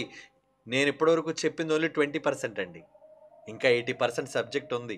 అయిపోయిందని అనుకోకండి పిల్లలారా, అయిపోయిందని అనుకోకండి. ఉంది చాలా రెఫరెన్స్లు. మీరు ఈ రెఫరెన్స్లకి చాలా వరకు ఇప్పుడు కన్విన్స్ అయిపోయి ఉంటారు నాకు తెలుసు. ఏమండి? మీరు చాలా ఆనందించుంటారని నాకు తెలుసు. కానీ ఏంటి 20% ఆనందిస్తే అలాగే ఇంకా 80% ఇంకా కడుపు నిండా తినద్దా మీరు? ఇంకా ఎన్నో మాటలు చూడొద్దా? ఈ చూసి పొంగిపోవాలి మీరు. అబ్బా, మేము నమ్మినది సత్యము, ఒక అబద్ధంలో మేము లేము అనుకోవాలండి. మీరు అబద్ధంలో లేరు, ఉండకూడదు మనం ఎవరు అబద్ధంలో. ఓకే, చదువుదాం. యాకోబు పత్రిక 2వ అధ్యాయం 5వ వచనం. నా ప్రియ సహోదరులారా, ఆలకించుడి. ఈ లోక విషయంలో దరిద్రులైన వారిని విశ్వాసమందు భాగ్యవంతులుగాను, తను ప్రేమించే వారిని తన వాగ్దానం చేసిన రాజ్యమునకు వారసులుగా ఉండుటకు దేవుడు ఏర్పరచుకొనలేదా? ఎవరిని? మనల్ని. అంటే మనం కూడా వారసులమేనా? ఎస్, మనం కూడా వారసులమేనా? అవునండి, వారసులమే. ఎవరితో వారసులం? బైబిల్లో ఆ మాట ఎక్కడుందో చూడండి. క్రీస్తుతోడి వారసులము అంటాడు చూడండి. మనం వారసులమే. రోమీలకు రాసిన పత్రిక, రోమపత్రిక 8వ అధ్యాయం 17. రోమపత్రిక 8వ అధ్యాయం 17 వచనం చదవండి ప్రియులారా. మనం పిల్లలమైతే మీరు ఇందాక పిల్లలని చదువుకున్నావా? క్రొత్త నిబంధనలో సర్వసత్యం చెబుతున్నాను. తండ్రి ఎలాగైతే యేసుప్రభు వారు కుమారుడో, ఆయన వారసుడిగా నియమించాడో, మన దగ్గర కూడా ఎటువంటి భేదం చూపించకుండా మనల్ని కూడా పిల్లలుగా చేసి వారసులుగా చెబుతున్నాడు చూడండి. ఏమని చదవండి ఆ మాట. మనము పిల్లలమైతే వారసులము, అనగా దేవుని వారసులము, క్రీస్తుతో కూడా మహిమ పొందుటకు. క్రీస్తును మహిమపరచాడు కదా తండ్రి, కొడుకును మహిమపరుచుకున్నాడు కదా తండ్రి. అంటే ప్రభువా, మరి ఆయన ఒక్కడే మీరు మహిమపరుస్తారని ఆయన, మాకు మహిమ లేదా? అయ్యో పిల్లలారా, ఎందుకు లేదు? మీరు నా పిల్లలే కదా, మీరు నా వారసులే అని అనడానికి తండ్రి ఎంత మంచి మనస్సుతో, మన తండ్రి, అందరికీ తండ్రి ఏమని మాట్లాడుతున్నారు చూడండి. క్రీస్తుతో కూడా మహిమ పొందుటకు ఆయనతో శ్రమ పడాలి, మీరు కష్టపడాలి. యేసు ఎలాగైతే కష్టపడాడు. మీ మాట అనేది చాలా మందికి బాధ వచ్చింది. ఏమంటే యేసుప్రభు కష్టపడ్డాడు, కష్టపడకూడదండి, కష్టపడకపోతే పరలోకం ఇవ్వడానండి. ఏమిటి, దేన్నైనా సాధించాలంటే కష్టపడితేనే కదండి సాధించాలి. సాధించకుండా వచ్చేదాన్ని గొప్పతనం ఏముంది? ఊరకనే నువ్వు కప్పు కొనేసుకొని వచ్చి, అబ్బా నేను కప్పు అండి, నా దగ్గర కప్పు వచ్చింది. దేంట్లో గెలిచావు? ఎందులో సాధించావు? కప్పు నీకు రావాలి అంటే ఏదో సాధించాలి కదా. నీ కప్పు నువ్వు కొనుక్కుంటే కాదు, ఎవడో నీకు ఇవ్వాలి. తండ్రి అయిన దేవుడు కుమారుడికి కప్పిచ్చాడు. ఎందుకో తెలుసా? సిలువను ఎక్కావు కదా నాయన, ప్రాణం పెట్టావు కదా నాయన, వెరీ గుడ్ నాయన, వండర్ఫుల్ నాయన, చాలా కష్టపడ్డావు. అలాగే ఆయనకు వారసుడుగా ఒప్పుకొని మహిమనిచ్చాడు కదా. మీరు కూడా క్రీస్తుతో కూడా మహిమ పొందుటకు ఆయనతో శ్రమపడిన యెడల క్రీస్తుతోడి వారసులు అంటున్నాడు చూడండి. క్రీస్తుతోడి వారసులు. తండ్రి తన కొడుకు నేడు నిన్ను కన్నాను అని ఆయనతో చెప్పిన వారిని కొడుకుగా స్వీకరించి వారసత్వాన్ని అప్పజెప్పి మహిమను ఆయన ఎలాగైతే మహిమపరిచాడో పిల్లలుగా మనల్ని కూడా కుమారులుగా స్వీకరించి ఏమండి సంకల్ప ప్రకారంగా మనల్ని కని మనల్ని కూడా మహిమ శ్రమ పడితే క్రీస్తుతో కూడా సమానంగా శ్రమ పడితే మీకు నేను వారసులుగా నియమిస్తాను అంటున్నాడండి. ఎంత మంచి తండ్రి మనస్సు అది. తండ్రి ఎవరి మీద పక్షపాతం ఉంటుందా? ఉండదు కదండి. నిజమైన తండ్రి ఎప్పుడు కుటుంబంలో పిల్లలందరినీ సమానంగా చూస్తాడు. మనుషులకు పక్షపాతం, కానీ దేవుడు పక్షపాతి కాడు కదా. దేవుడికి పక్షపాతం లేదు కదా. లేదన్నప్పుడు యేసుని ఎలాగైతే కొడుకుగా చూస్తున్నాడు, మనల్ని కూడా కొడుకులుగా చూస్తున్నాడు. ఈ మాటకి వారి సోదరులకు బాధ కలిగొచ్చు. అంటే మీరు క్రీస్తుతో పాటు దేవునికి సమానులా? కష్టపడితే లేమయ్యే సమానులం. మేము యేసుప్రభు పాద ధూళి కూడా పంచేము. ఆయన చాలా గొప్పవాడు, కానీ ఆయనకు కూడా కొడుకే. మేము కూడా కొడుకులమే. ఆయన కూడా తండ్రికి కుమారుడు, మేము తండ్రికి కుమారులు, పిల్లలమే కదా. సర్వసత్యములను పరిశుద్ధాత్మ దేవుడు ఒప్పుకున్న మాట. ఒప్పుకున్నాడా లేదా? ఒప్పుకున్నాడు. నేను అలసిపోయానండి, కానీ ఒకటి నా అతను చెప్తున్నాడు చూడండి. దీని తాలూకా కంటిన్యూటీ ఇంకా అద్భుతమైన రెఫరెన్స్లు, అందరూ వాడే రెఫరెన్స్లు చూపించను, అందరూ వాడే సందర్భాలు, అందరూ వాడే విషయాలు చెబితే ఇంకా బీఓఈ వాళ్ళు గొప్పతనం ఏముందండి? క్రైస్ట్ చర్చ్ గొప్పతనం ఏముంది? అంటే మీరు చదువుకున్న బైబిలులోని మాటలే. ఇప్పటి వరకు నేను బైబిల్ కాని మాట ఇది మీరు ఇలా ఊహించుకోండి, ఇలా అనుకోండి అని నేను అనలేదు. ఉన్న మాటలు బైబిల్లో మీతోనే చదివించి దాని వెనక ఉన్న భావాలేంటో ఉద్దేశాలేంటో మీ అందరికీ నేను వివరించాను. ఏమండి? కనుక ఇంకా అద్భుతమైన విషయాలంటే నిజంగా యేసుక్రీస్తు వారు పుట్టిన కుమారుడేనా, అలా పుట్టాడు ఆయన కొడుకు అనడానికి బైబిల్లో ఇంకా ఎన్ని బేసిస్ ఉన్నాయో అవన్నీ నెక్స్ట్ తరగతిలో ఖచ్చితంగా మాట్లాడుకుందాం. God bless you all. మీ ఆసక్తిని అలాగే కొనసాగండి. ఎవరితోనూ చర్చలు పెట్టుకోకండి, అనవసరంగా గొడవలు పడకండి. వివరణ పూర్తిగా విన్న తరువాత మీరేం మాట్లాడాలో మాట్లాడండి. ఏమండి, అంగీకరించే వాళ్ళకి మనస్సు ఉంటే అంగీకరించండి. వద్దు మేము కఠినపరచబడిన వారం మేము అంగీకరించమంటారా? ఓకే, మీకు దండం, మీరు అంగీకరించాల్సిన పని లేదు. మీరు వింటే వినండి, వినకపోయినా పర్వాలేదు, కానీ సత్యం ప్రజలకు తెలియాలని మా వంతు బాధ్యతగా మేము ఈ విషయాలన్నీ ప్రజల మధ్యకు తీసుకురావడం జరుగుతుంది. ఇది ఎవరి మీదో పోటీ కోసమో ఎవరి మీదో వైషమ్యం కోసమో చెబుతున్న మాటలు కావని ప్రేమతో ప్రియులుగా మీరందరూ గమనించాలని, మనమంతా ఏకతాత్పర్యం, ఏక మనసు, ఏకభావం కలిగిన వారుగా భవిష్యత్తులో ఉండాలని కోరుకుంటూ, క్రీస్తు దేవునికి పుట్టిన కుమారుడా అనే వాటి ఇంకా పరిపూర్ణమైన ఇంకా చాలా ఉంది వివరణ. చెప్పాను కదా, 20% మాత్రమే ఇప్పుడు మనమన్నా, మిగిలిన 80% నెక్స్ట్ తరగతిలో నెక్స్ట్ సండే ఖచ్చితంగా మాట్లాడదాం. Until then keep reading Bible చదువుతూనే ఉండండి, విశ్వాసాన్ని పోగొట్టుకోకండి, ఒకరితోనొకరు ప్రేమ కలిగి ఉండండి. God bless you.